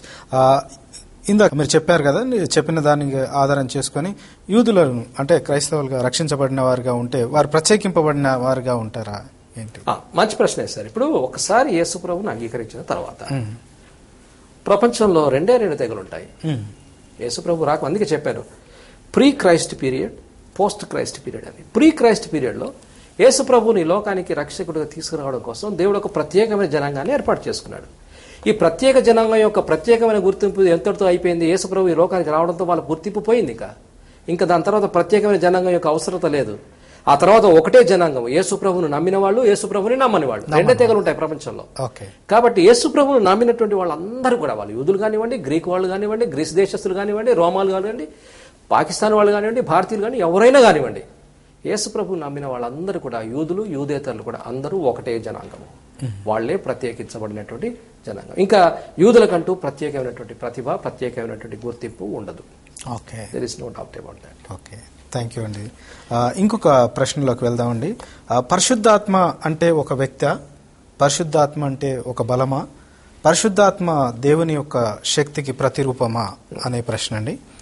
పరిశుద్ధాత్మ వ్యక్తి అని చెప్పను నేను. పర్సన్ అంటే మనిషి, పరిశుద్ధాత్ముడు దేవుడు. ఓకే, పరిశుద్ధాత్ముడు దేవుడు. మత్తయి సువార్తలో చక్కటి మాట ఉంటుంది చూడండి. మత్తయి సువార్త 28వ అధ్యాయంలో 19వ వచనంలో చూసినట్లయితే ప్రభు చెప్తున్నాడు ఈ మాట. ప్రభు చెప్తున్నాడు, కాబట్టి మీరు వెళ్ళి సమస్త జనులను శిష్యులనుగా చేయుడి, తండ్రి యొక్కయు కుమారుని యొక్కయు పరిశుద్ధాత్మ యొక్కయు నామములోనికి వారికి బాప్తిస్మమిండి. తండ్రి దేవుడు, కుమారుడు దేవుడైతే పరిశుద్ధాత్ముడు కూడా దేవుడే. తండ్రి యొక్కయు కుమారుని యొక్కయు పరిశుద్ధాత్మ యొక్కయు. కాబట్టి holy spirit is God. Holy spirit is God. He is not a person. Person అనేది మనుషులకు సంబంధించిన విషయం. పర్సన్ అంటే వ్యక్తి. దేవుడు వ్యక్తి కాదు, దేవుడు దేవుడే. కాబట్టి పరిశుద్ధాత్ముడు దేవుడు అని యేసుప్రభువే చెప్తున్నాడు. ప్రజలకు తండ్రి యొక్కయు కుమారుని యొక్కయు పరిశుద్ధాత్మ దేవుని యొక్కయు. కాబట్టి పరిశుద్ధాత్మ దేవుడు దేవుడు. ఆయన శక్తి కూడా. అపొస్తలుల కార్యములు చూడండి, 1వ అధ్యాయం మీరు చూసినట్లయితే, అపొస్తలుల కార్యములు 1వ అధ్యాయం చూసినట్లయితే 6వ వచనం చదువుతున్నాడు. ప్రభువా, ఈ కాలమందు ఇశ్రాయేలునకు రాజ్యమును మరలా అనుగ్రహించదవా అని ఆయన అడగా, ఆయన కాలములను సమయములను తండ్రి తన స్వాధీనం అందించుకుని ఉన్నాడు, వాటిని తెలుసుకుంటే మీ పని కాదు. అయినను పరిశుద్ధాత్మ మీ మీదికి వచ్చునప్పుడు మీరు శక్తి నొందెదరు గనుక మీరు యెరూషలేములోను యూదయ సమర దేశములంతటను భూదిగంతముల వరకు నాకు సాక్షులై ఉందరని వారితో చెప్పాను. ప్రభు చెప్పే మాట ఏంటంటే, పరిశుద్ధాత్మ మీ మీదికి వచ్చినప్పుడు మీరు శక్తిని అందుతాడు. పరిశుద్ధాత్ముడు దేవుడు, పరిశుద్ధాత్ముడు శక్తి. It's a power. It's a power. Yesu ప్రభు వారు పునరుత్థానం రోజున అందరూ కూడా, శిష్యులందరూ కూడా యెరూషలేములో దాక్కున్నారు. యోహాను సువార్త 20:19లో ఆదివారం సాయంకాలమున శిష్యులు యూదులకు భయపడి, యేసుప్రభు పునరుత్థానమైనటువంటి ఆదివారం నాడు తాము కూడుకొని ఉన్న ఇంటి తలుపును మూసుకొని దాక్కున్నారు. ఎందుకు? ఇంకా పరిశుద్ధాత్మ దేవుడు వారిని ఆహ్వానించలేదు. కానీ ఎప్పుడైతే పరిశుద్ధాత్మ శక్తిని పొందారో, ఇలా దాక్కున్న వాళ్ళే, యూదులకు భయపడి దాక్కున్నటువంటి శిష్యులే యేసు ప్రభువును ప్రకటించడానికి ప్రపంచమంతా కూడా విస్తరించారు. ధైర్యంగా హతసాక్షులు కూడా అయ్యారు. ఈ ధైర్యం ఎక్కడి నుంచి వచ్చింది? ఈ బలం, శక్తి ఎక్కడి నుంచి వచ్చిందంటే పరిశుద్ధాత్మ దేవుని వల్ల వచ్చింది. కాబట్టి పరిశుద్ధాత్ముడు దేవుడు, పరిశుద్ధాత్ముడు శక్తి. ఆ శక్తి, పరిశుద్ధాత్ముడు ఎప్పుడైతే మనల్ని ఆవహిస్తాడో, మనం పిరికి వాళ్ళు కూడా శక్తివంతులు అవుతారు. ఎన్నడూ ధైర్యం చేయని వాడు కూడా ధైర్యవంతులు అవుతాడు. ఓకే, మరి చాలా మంది అంటే ఈ ప్రశ్న నేను అడగొచ్చో అడగకూడదో నాకు తెలియదు. ఎందుకంటే పరిశుద్ధాత్మ గురించి మాట్లాడేటప్పుడు కొంచెం భయం అవుతూ ఉంటుంది. పరిశుద్ధాత్మ రా అని పిలుస్తూ ఉంటారు కదా, ఏంటి పిలుపు? ఏంటి? చాలా విచారకరమైన విషయం, చాలా విచారకరమైన విషయం. ఇప్పుడు పరిశుద్ధాత్మ దేవుని పరిచర్య ఒకటి ఉంది. ఇప్పుడు ఒక విషయం మనం గుర్తుంటుంది, తండ్రి, కుమార, పరిశుద్ధాత్మ, ఈ 3 అంగాలు కలిసినటువంటి ఒక త్రియేక దేవుడు. వన్ నేమ్, నామములలోనికి అనలేదు. అక్కడ ఇందాక చదివినటువంటి మత్తయి సువార్త వచనంలో కూడా తండ్రి యొక్కయు కుమారుని యొక్కయు పరిశుద్ధాత్మ యొక్కయు నామములలోన 3 నామాలు కాదు. వీళ్ళు ముగ్గురు కలిసి ఒకటే, ముగ్గురు ఒకటే. అయితే ఒక్కొక్కరు ఒక్కొక్క బాధ్యతను నిర్వహించారు. అప్ టు మలాకి గ్రంథం వరకు కూడా తండ్రి అయిన దేవుడు మేజర్ రోల్ తీసుకున్నాడు. యేసుప్రభు మత్తయి సువార్తలో వచ్చాడు. మత్తయి సువార్తలో వచ్చిన తర్వాత అపొస్తలుల కార్యం వరకు యేసుప్రభు తన రోల్ నిర్వహించాడు. అపొస్తలుల కార్యం నుంచి ప్రకటన గ్రంథం వరకు కూడా, ప్రకటన గ్రంథం ముందు గ్రంథం వరకు కూడా పరిశుద్ధాత్మ దేవుని యొక్క role in establishing the church. అంటే మీరు చూడండి ఎంత హార్మనీ ఉందంటే, ఎవరికి వాళ్ళు తమ యొక్క బాధ్యతలు పంచుకుని, దేవుడు యేసుప్రభుని లోకానికి తీసుకురావడం వరకు దేవుడు తన యొక్క రోల్, ఆ తర్వాత యేసుప్రభు వారు తన యొక్క రోల్, ప్రజలందరి కొరకు రక్షణ కార్యం చేయాలి. ఆ రక్షణ కార్యాన్ని ప్రజల్లోకి తీసుకెళ్ళడానికి పరిశుద్ధాత్మ దేవుడు పనిచేస్తున్నాడు. ఈ రోజుల్లో పరిశుద్ధాత్మ దేవునికి సంబంధించినటువంటి అవగాహన ఎంత లోపించిందంటే, మీరు అన్నమాట వాస్తవం. రా అంటాడనమాట ఈ ప్రీచర్లు. దేవుడు అంటే యేసు పరిశుద్ధాత్మ దేవుడు అంటే ఇంట్లో పనిచేసే సర్వెంట్ల లాగా అలాగ అనిపిస్తుంది. అట్లా మన సర్వెంట్లు కూడా పిలవం. చాలా అవమానకరమైన. దేవుడు పరిశుద్ధుడు, ఆయనను పరిశుద్ధంగా ఆరాధించాలి, పరిశుద్ధతతో మాట్లాడాలి. ఆయన ఆకాశం అందున్నాడు, నువ్వు భూమి మీద, నీ మాటలు కొంచెమే ఉండాలి. ఆ కొంచెమైన మాటలు కూడా గౌరవంగా మాట్లాడాలి, తల వంచుకొని మాట్లాడాలి. యాజకులకు చెప్తాడు దేవుడు, ఆనాడు ఆలయంలో పరిచర్య చేసి దేవుని పరిశుద్ధుడైన దేవుని మీరు ఆరాధిస్తున్నారు కాబట్టి మీరు ఈ నిబంధనలను కూడా పాటించారు. అన్ఫార్చునేట్లీ మనకెంత ఫ్రీడమ్ అయిపోయిందంటే ఎవరు పడితే వాళ్ళు వాక్యం చెప్పేయచ్చు, ఎవరికి ఇష్టం అంటే పైసలు ప్రజల్ని మభ్యపెట్టాలి కదా. ప్రజలను మభ్యపెట్టాలంటే నేను స్వస్థతలు చేస్తానని ప్రజలకు చెప్పాలి కదా, ప్రజలను విశ్వసింపజేయాలి కదా. ఈ స్వస్థతలన్నీ కూడా పరిశుద్ధాత్మ దేవునితో జరుగుతాయని చెప్పాలి కదా. దీని కొరకని చెప్పచ్చు. పరిశుద్ధాత్మ దేవుడు నా దగ్గర ఉన్నాడండి, నేను చెప్పినలా వింటాడు. సింహాల బోన్లో, సర్కస్లో బోన్లో ఆడిస్తాడు చూసారా, సింహాన్ని పులులను ఆడించేవాడు ఉంటాడు సర్కస్లో. అలాగా పరిశుద్ధాత్మ దేవుని ఆడించడానికి ప్రయత్నం చేసి దేవుని నామానికి అవమానం తీసుకొస్తున్నారు. అది విన్నప్పుడల్లా మై హార్ట్ ఈస్ గ్రీవ్డ్, నా హృదయం బద్దలైపోతుంది. దేవుని గురించి మాట్లాడుతున్నారు, ఇంత అమర్యాదకరంగా, ఇంత అవమానకరంగా మాట్లాడటం ఏంటి? అసలు పరిశుద్ధాత్మ దేవుని పరిచర్య ఏంటో తెలిసినా? ఇప్పుడు వీళ్ళందరూ చెప్తున్న విషయాలు, భాషల్లో మాట్లాడటం, స్వస్థత చేయటం, ఇవన్నీ వాస్తవమే, పరిశుద్ధాత్మ దేవుడు చేస్తాడు. కానీ పరిశుద్ధాత్మ దేవుడు చేసేటువంటి ఇంకొక అద్భుతమైనటువంటి పరిచర్య ఉంది. నేను అది చదివి వినిపిస్తాను. రోమాపత్రిక 8వ అధ్యాయము 26వ వచనంలో ఉంటుంది. అటువలే ఆత్మయు మన బలహీనతను చూచి సహాయము చేయించున్నాడు. ఏలయని మనం యుక్తంగా ఎలాగో ప్రార్థన చేయవలనో మనకు తెలియదు గాని ఉచ్చరింప శక్యము గాని మూలుగులతో ఆ ఆత్మ తానే మన పక్షముగా విజ్ఞాపనం చేయించున్నాడు. యేసు ప్రభు యొక్క రక్షణ కార్యం తర్వాత ఆయన రక్షణ కార్యానికి సంబంధించి పాపులందరినీ కూడా ఒప్పించే బాధ్యతను పరిశుద్ధాత్మ దేవుడు తీసుకున్నాడు. ఒక్కొక్క పాపితో ఆత్మ మన పక్షంగా దేవునితో మాట్లాడుతూ ఉంటుంది. ఉచ్చరింప శక్యం గాని మూలుగులతో. ప్రభు ఆయనకు ప్రార్థన చేయటం తెలియదు, ప్రభుకిరణకు ప్రార్థన చేయటం తెలియదు, ప్రభుని రక్షించండి.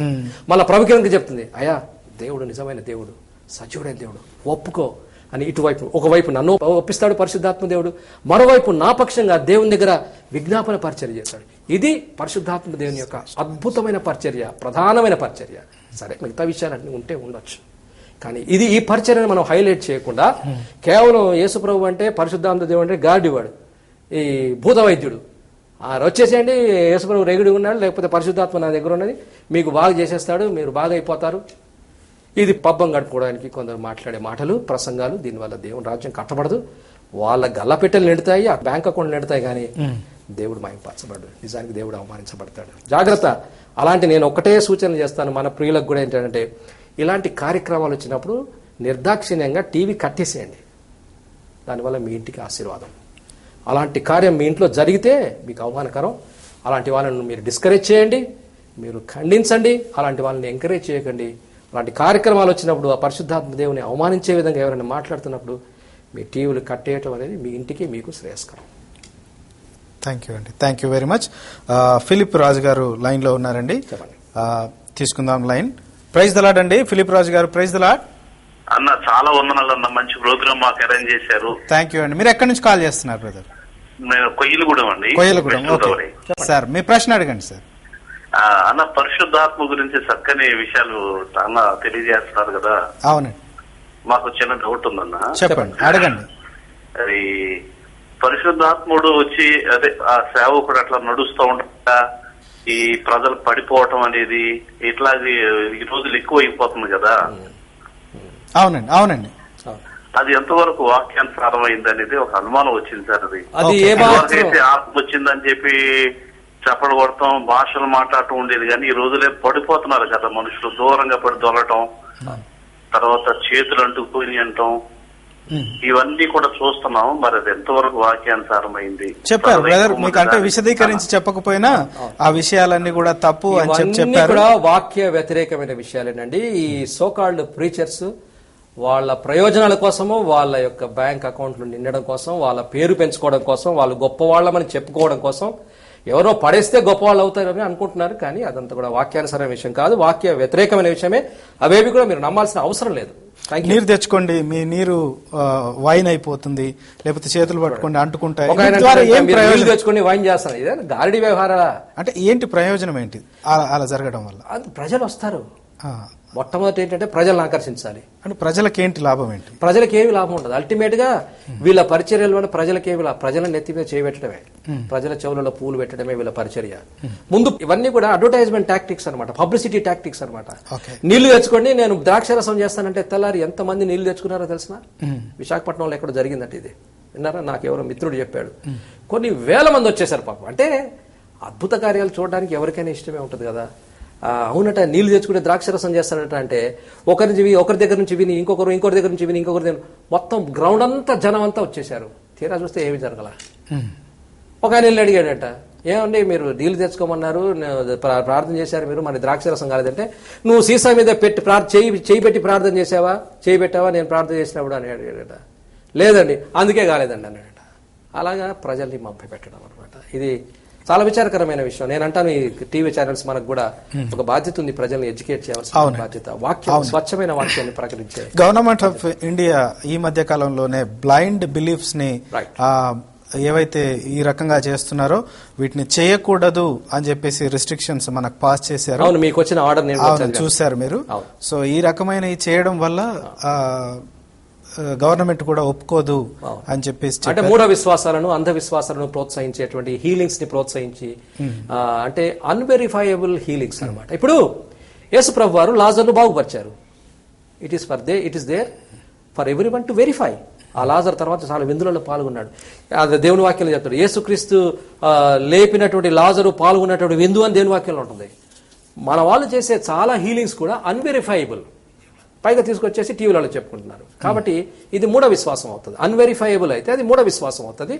వాటిని ఎంకరేజ్ చేయొద్దని చెప్పేసి ప్రభుత్వం కూడా ఆర్డర్స్ పాస్ చేసింది. మరి ఛానల్ వాళ్ళందరూ కూడా నేను దాన్ని ఇంప్లిమెంట్ చేస్తారని నేను ఎదురు చూస్తున్నాను, చేయాలని నేను ప్రార్థన చేస్తున్నాను. డెఫినెట్ గా చేస్తామండి, డెఫినెట్ గా చేస్తాం. ఎందుకంటే అలాంటి ఏమన్నా ఉంటే దేవుని నామానికి అవమానం జరిగే విషయం అయితే నేనైతే ఖచ్చితంగా నేను తీసుకోను. మీ విశ్వాసం నాకు తెలుసు. ఎస్ అండి.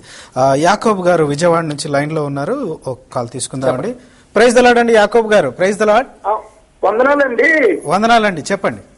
యేసుక్రీస్తు యెరూషలేములోని ఒక పునాది వేసి కట్టారని చెప్పి మన రోమ 16:16 క్రీస్తు సంఘం అని తెలుస్తుంది సార్. ఓకే, మరి అలాంటి సంఘం ప్రభు మనకి బైబిల్లో క్లియర్ గా ప్రకటన చేస్తే మరి మీరు బైబిల్ తీసారా బ్రదర్? బైబిల్ కూడా తీసాను అయ్యారు. చదవండి, ఆ వచనం చదవండి. సంఘములన్నీ మీకు వందనములు తెలియజేస్తున్నాయి. ఆ వాక్యము మన ప్రభు గురించి అక్కడ సంఘం కట్టినట్టు మనకు తెలుస్తుంది అయ్యారు. మీరు చదివిన వచనం ఏంటి, మీరు అడిగిన ప్రశ్న ఏంటండి? అడిగదు కదా అయ్యారు, మన యేసుక్రీస్తు యెరూషలేములో ఎటువంటి సంఘం కట్టారు అయ్యారు, అది కావాలి అయ్యారు. యెరూషలేములో యేసుక్రీస్తు సంఘం ఏమి కట్టలేదు, ఆయన శిష్యులు కట్టారు. యేసు ప్రభు వారు సిలువ వేయబడిన తర్వాత, పునరుత్థానం అయిన తర్వాత, ఆయన ఆరోహణ అయిన తర్వాత ఆయన అక్కడ సంఘాలన్నీ యేసు ప్రభు యొక్క శిష్యులు కట్టారు ఆయన ఆదేశాల వరకు. యేసుక్రీస్తు వారు యెరూషలేములో సంఘం కట్టడం అనేది అది సరైన విషయం కాదు, కరెక్ట్ విషయం కాదు. మీరు చదివిన వాక్యం కూడా క్రీస్తు సంఘం అంటే క్రీస్తు ఆరాధించే సంఘాలన్నీ కూడా మీకు శుభములు తెలుపుతున్నాయని పౌలు గారు రోమాలో ఉన్నటువంటి సంఘానికి రాస్తున్నాడు. క్రీస్తు సంఘం చర్చ్ ఆఫ్ క్రైస్ట్ అని కాదండి, అది కాదు. థ్యాంక్ యూ అండి, థ్యాంక్ యూ వెరీ మచ్. ఇంకో ప్రశ్నలోకి, ఆఖరి ప్రశ్నలోకి వెళ్దామండి. వాగ్దాన దేశంలోనికి మోషే గారు ఎందుకు అనుమతించబడలేదు? ఆ మోషే ఏం పాపం చేశాడు, ఎందుకని దేవుడు అంత కఠినంగా ఆయనకు శిక్ష వేశాడు అని? మీరు రెండు మాటలు వాడారు, ఏం పాపం చేశాడని అని ఒకటి, ఎందుకు అంత కఠినమైన శిక్ష అని. మోషే ఏ పాపం, అంత పాపం ఏం చేయలేదు.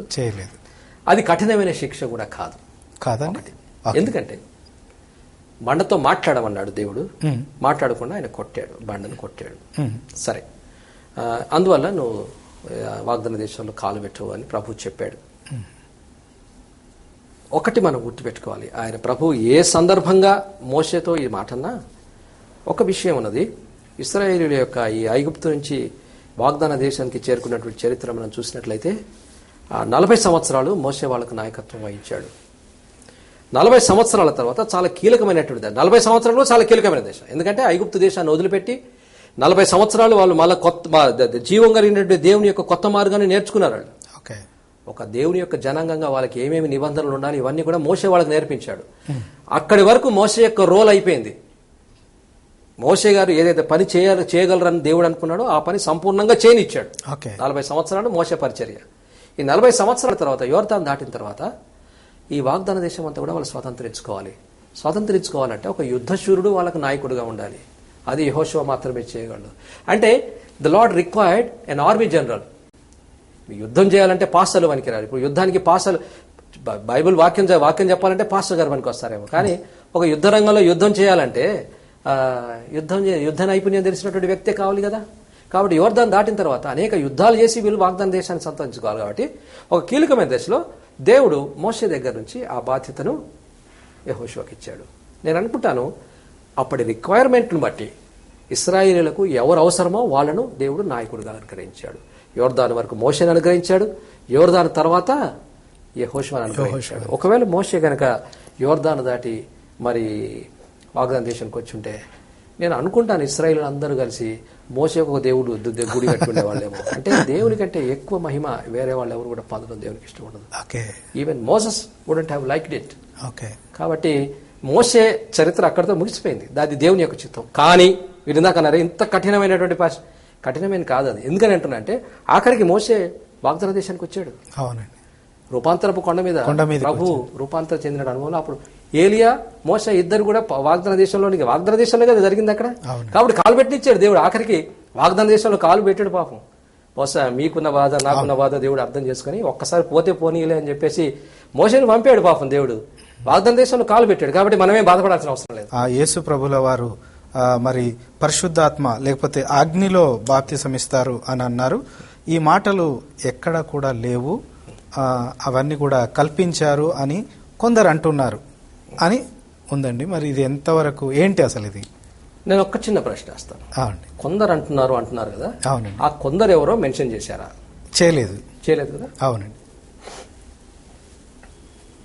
యోహాను ఒక్కటే కాదండి, ఆదికాండం 1వ అధ్యాయం నుంచి ప్రకటన గ్రంథం చివరి అధ్యాయం వరకు కూడా ఈ బైబిల్లో పేర్కొనబడినటువంటి విషయాలన్నింటినీ కూడా డిస్ప్రూవ్ చేయడానికి, ఇవి తప్పు అని రుజువు చేసేటువంటి జనులు కొందరు ఉన్నారు, చరిత్రకారులు కొందరు ఉన్నారు. వాళ్ళు బైబిల్లో ఇవి తప్పులున్నాయి అని పట్టుకోవడమే వాళ్ళ యొక్క పని. నేనెప్పుడు బైబిల్ కాకుండా ఇతర మత గ్రంథాల జోలికి నేను ఎప్పుడు వెళ్ళను. ఇతర మత గ్రంథాల్లో పేర్కొన్న విషయాలని ఇలా ఉన్నాయండి నేను ఎప్పుడు కూడా విమర్శించను. కారణం ఏంటో తెలిసిన, ఇది సత్యం. అవునండి. ఇది సత్యం అనుకున్నప్పుడు ఇది తప్ప ఇంకేది కూడా నేను చదవాల్సినటువంటి అవసరము లేదు. ఒక చెల్లె 500 రూపాయల కాగితం ఉంటుంది, చెల్లెని 500 రూపాయల కాగితం కూడా ఉంటుంది. చెల్లె కాగితం అని చెప్పుకోవాల్సిన అవసరం లేదు. విన్నారా? చెల్లెని కాగితమే నేను చెల్తానండి, నాకు కూడా ఈ లక్షణం ఉందండి, నాకు కూడా ఈ లక్షణం ఉందని చెప్పుకోవాల్సి వస్తుంది. బైబిల్ గ్రంథాన్ని నమ్మిన వాళ్ళు ఎవరు కూడా మేము సత్యాన్ని నమ్ముతున్నామని చెప్పుకోవాల్సిన అవసరం లేదు, మేము నమ్మేది సత్యం అని చెప్పాల్సిన అవసరం లేదు. దీనికి సంబంధించని వాళ్ళు, దీనికి వ్యతిరేకులైన వాళ్ళు చాలా ప్రచారాలు చేశారండి. యోహాను గురించి అలా తప్పుగా రాయవలసిన అవసరం, యోహాను మాట్లాడిన మాటలేంటి అసలు? ఆయన ఎప్పుడైనా యేసుప్రభును ఛాలెంజ్ చేశాడా? ఎప్పుడైనా చేశాడా? ఎప్పుడు చేయలేదు కదా. యోహాను మాట్లాడిన మాటలన్నీ కూడా ప్రభువును హెచ్చింపజేసేవి కానీ, ఆయన హెచ్చవలసి ఉన్నది, నేను తగ్గవలసి ఉన్నది. ఇది ఆయన పరిచర్య. ప్రభువును ఎంత హెచ్చించాలో అంత హెచ్చించాడు ఆయన. స్త్రీలు కన్నవాళ్ళు యోహాను మించిన వాళ్ళు లేరని ప్రభు అన్నాడు. ఇంత హార్మనీ యోహాను యొక్క పరిచర్య మధ్య, యేసుప్రభు యొక్క పరిచర్య మధ్య ఉంటే, ఇది యోహాను గురించినటువంటి మాటలు యోహాను మాట్లాడలేదు, ఫలానా మాటలు మాట్లాడలేదు అనేది సాతాను యొక్క కుట్రలో భాగంగా మనం అర్థం చేసుకోవాలి. 2000 సంవత్సరాలుగా ఈ బైబిల్ గ్రంథం మీద దాడులు జరుగుతూనే ఉన్నాయి. 2000 సంవత్సరాలుగా క్రైస్తవులు శ్రమలు ఎదుర్కొంటూనే ఉన్నారు. 2000 సంవత్సరాలుగా క్రైస్తవులకు చెప్తున్నారు మీరు నమ్మేదంతా తప్పు అని. అయినా సరే ఈ వాక్యం నిలబడింది, ఈ వాక్యాన్ని విశ్వసించిన వాళ్ళు నిలబడ్డారు, ఈ వాక్యం మీద కట్టబడినటువంటి సంఘాలు ఇంకా విస్తరిస్తున్నాయి. Nothing can stop us. ఒక్క చిన్న మాట చెప్తాను. అంటే యేసుప్రభు యొక్క దేహాన్ని ఎత్తుకుపోయారనేటువంటి రిమోర్స్ ఆ రోజుల్లో ఉన్నాయి. యేసుప్రభు పునరుత్థానం అయినటువంటి రోజున ఎప్పుడైతే యేసుప్రభు శరీరం ఎక్కడ లేదో, సమాధిలో లేదో, ఆయన శరీరాన్ని శిష్యులు ఎత్తుకుపోయారనేటువంటి ఒక రూమర్ను ఆ రోజే క్రియేట్ చేశారు. నేను చెప్తాను, యేసుప్రభు యొక్క ఆ రోజు 2000 సంవత్సరాల క్రితం ఆయన పునరుత్థానం అయినటువంటి రోజున సమాధిలో ఆయన శరీరం లేదు. సమాధిలో లేకపోతే, నిజంగానే పునరుత్థానం అయి ఉండకపోతే ప్రభు ఆ శరీరం ఇంకెక్కడో ఉండాలి కదా. అవునండి. ఎంత దూరం పోతే ఆ రోజుల్లో అయితే ఫ్లైట్లో తీసుకోవడానికి లేదు కదా, కార్లలో బస్సులలో తీసుకోవడానికి లేదు కదా, ఎక్కడో ఉండాలి కదా. ఆ రోజున్నటువంటి రోమా ప్రభుత్వం కానివ్వండి, ఆ రోజున్నటువంటి యూదులు కానివ్వండి, యూదుల పెద్దలు కానివ్వండి, యేసు ప్రభు యొక్క శరీరాన్ని వెతికి పట్టుకురావడానికి ఎంతసేపు పడుతుంది వాళ్ళకున్నటువంటి అధికారంలో? శిష్యులంతా యేసు ప్రభు పునరుత్థానుడైన సంతోషిస్తున్నారు, స్త్రీలంతా కూడా సంతోషిస్తున్నారు. ఎందుకు మీరు సంతోషిస్తున్నారు? ఇదంతా అబద్ధం, మీ విశ్వాసం అబద్ధం. ఇదిగో యేసు ప్రభు యొక్క దేహం ఇక్కడ ఉంది అని చెప్పడానికి ఎంత సులువైన విషయం రోమా ప్రభుత్వానికి కానీ యూదులకు కానీ? జరగలేదు అలా. ఎందుకంటే యేసు ప్రభు నిజంగానే పునరుత్థానం, ఆయన శరీరం లేదు. ఎక్కడ వెతుకుంటారని నేను అనుకుంటున్నాను. రోమా ప్రభుత్వం వాళ్ళు, యూదుల పెద్దలు చాలా వెతుకుంటారు యేసు ప్రభు శరీరాన్ని ప్రజెంట్ చేసి, వీళ్ళు నమ్మేది తప్పండి యేసు ప్రభు చనిపోయి పునరుత్థానం కానీ చచ్చిపోయి ఉన్నాడని చాలా ట్రై చేసి ఉంటారు, కానీ వాళ్ళు చేయలేకపోయారు. అలాంటి రూమర్స్ ఈ రోజు వరకు కూడా ఇలాగ క్రియేట్ చేస్తున్నారు. ఒకవేళ అది నిజం కాకుంటే, పునరుత్థానం అయినటువంటి దేవుని కనుక శిష్యులు చూసినకపోతే, వాళ్ళందరూ కూడా 11 మంది కూడా ప్రభు కోసం ప్రాణాలు ఇచ్చారండి. అవునండి. ఒకవేళ అది కట్టుకథ అయి ఉంటే, యేసు ప్రభు లేచాడు అన్న విషయం కట్టుకథ అయితే, ఒక కట్టుకథ కోసం ప్రాణాలు ఇచ్చేంత పిచ్చోళ్ళు ప్రపంచంలో ఉంటారా? ఎవరు? ఒక్కరు కాదు, ఇద్దరు కాదు. ఆ యూదా ఇస్కరియోతే చనిపోయాడు, కానీ మిగిలిన 11 మంది కూడా చరిత్రలో హతసాక్షులు అయ్యారు ఆ ప్రభు కోసం, ఆయన సువార్త కోసం. అనేక ప్రాంత తోమానైతే కష్టపడి ఈ దేశానికి వచ్చాడు, ఈ దేశంలో హతసాక్షి అయ్యాడు మద్రాసులో. అవునండి. ఒక కట్టుకథ కోసం ఎవ్వరు కూడా హతసాక్షులు కారు. కాబట్టి చరిత్రలో, బైబిల్ గ్రంథంలో ఆది కాండం నుంచి ప్రకటన వరకు ఏవేవైతే విషయాలు పేర్కొనబడ్డారో అవన్నీ సత్యములు. ఎవరన్నీ మాట్లాడ్డా సరే, చెల్లని కాగితాలు, చెల్లని రూపాయలు చాలా మాట్లాడతాయి. ఇది చెల్లే రూపాయి కాబట్టి దీనికి రుజువులు అవసరం లేదు. థ్యాంక్ యూ అండి, థ్యాంక్ యూ వెరీ మచ్. ఇంకొక ఆఖరి ఫోన్ కాల్ తీసుకుందామండి.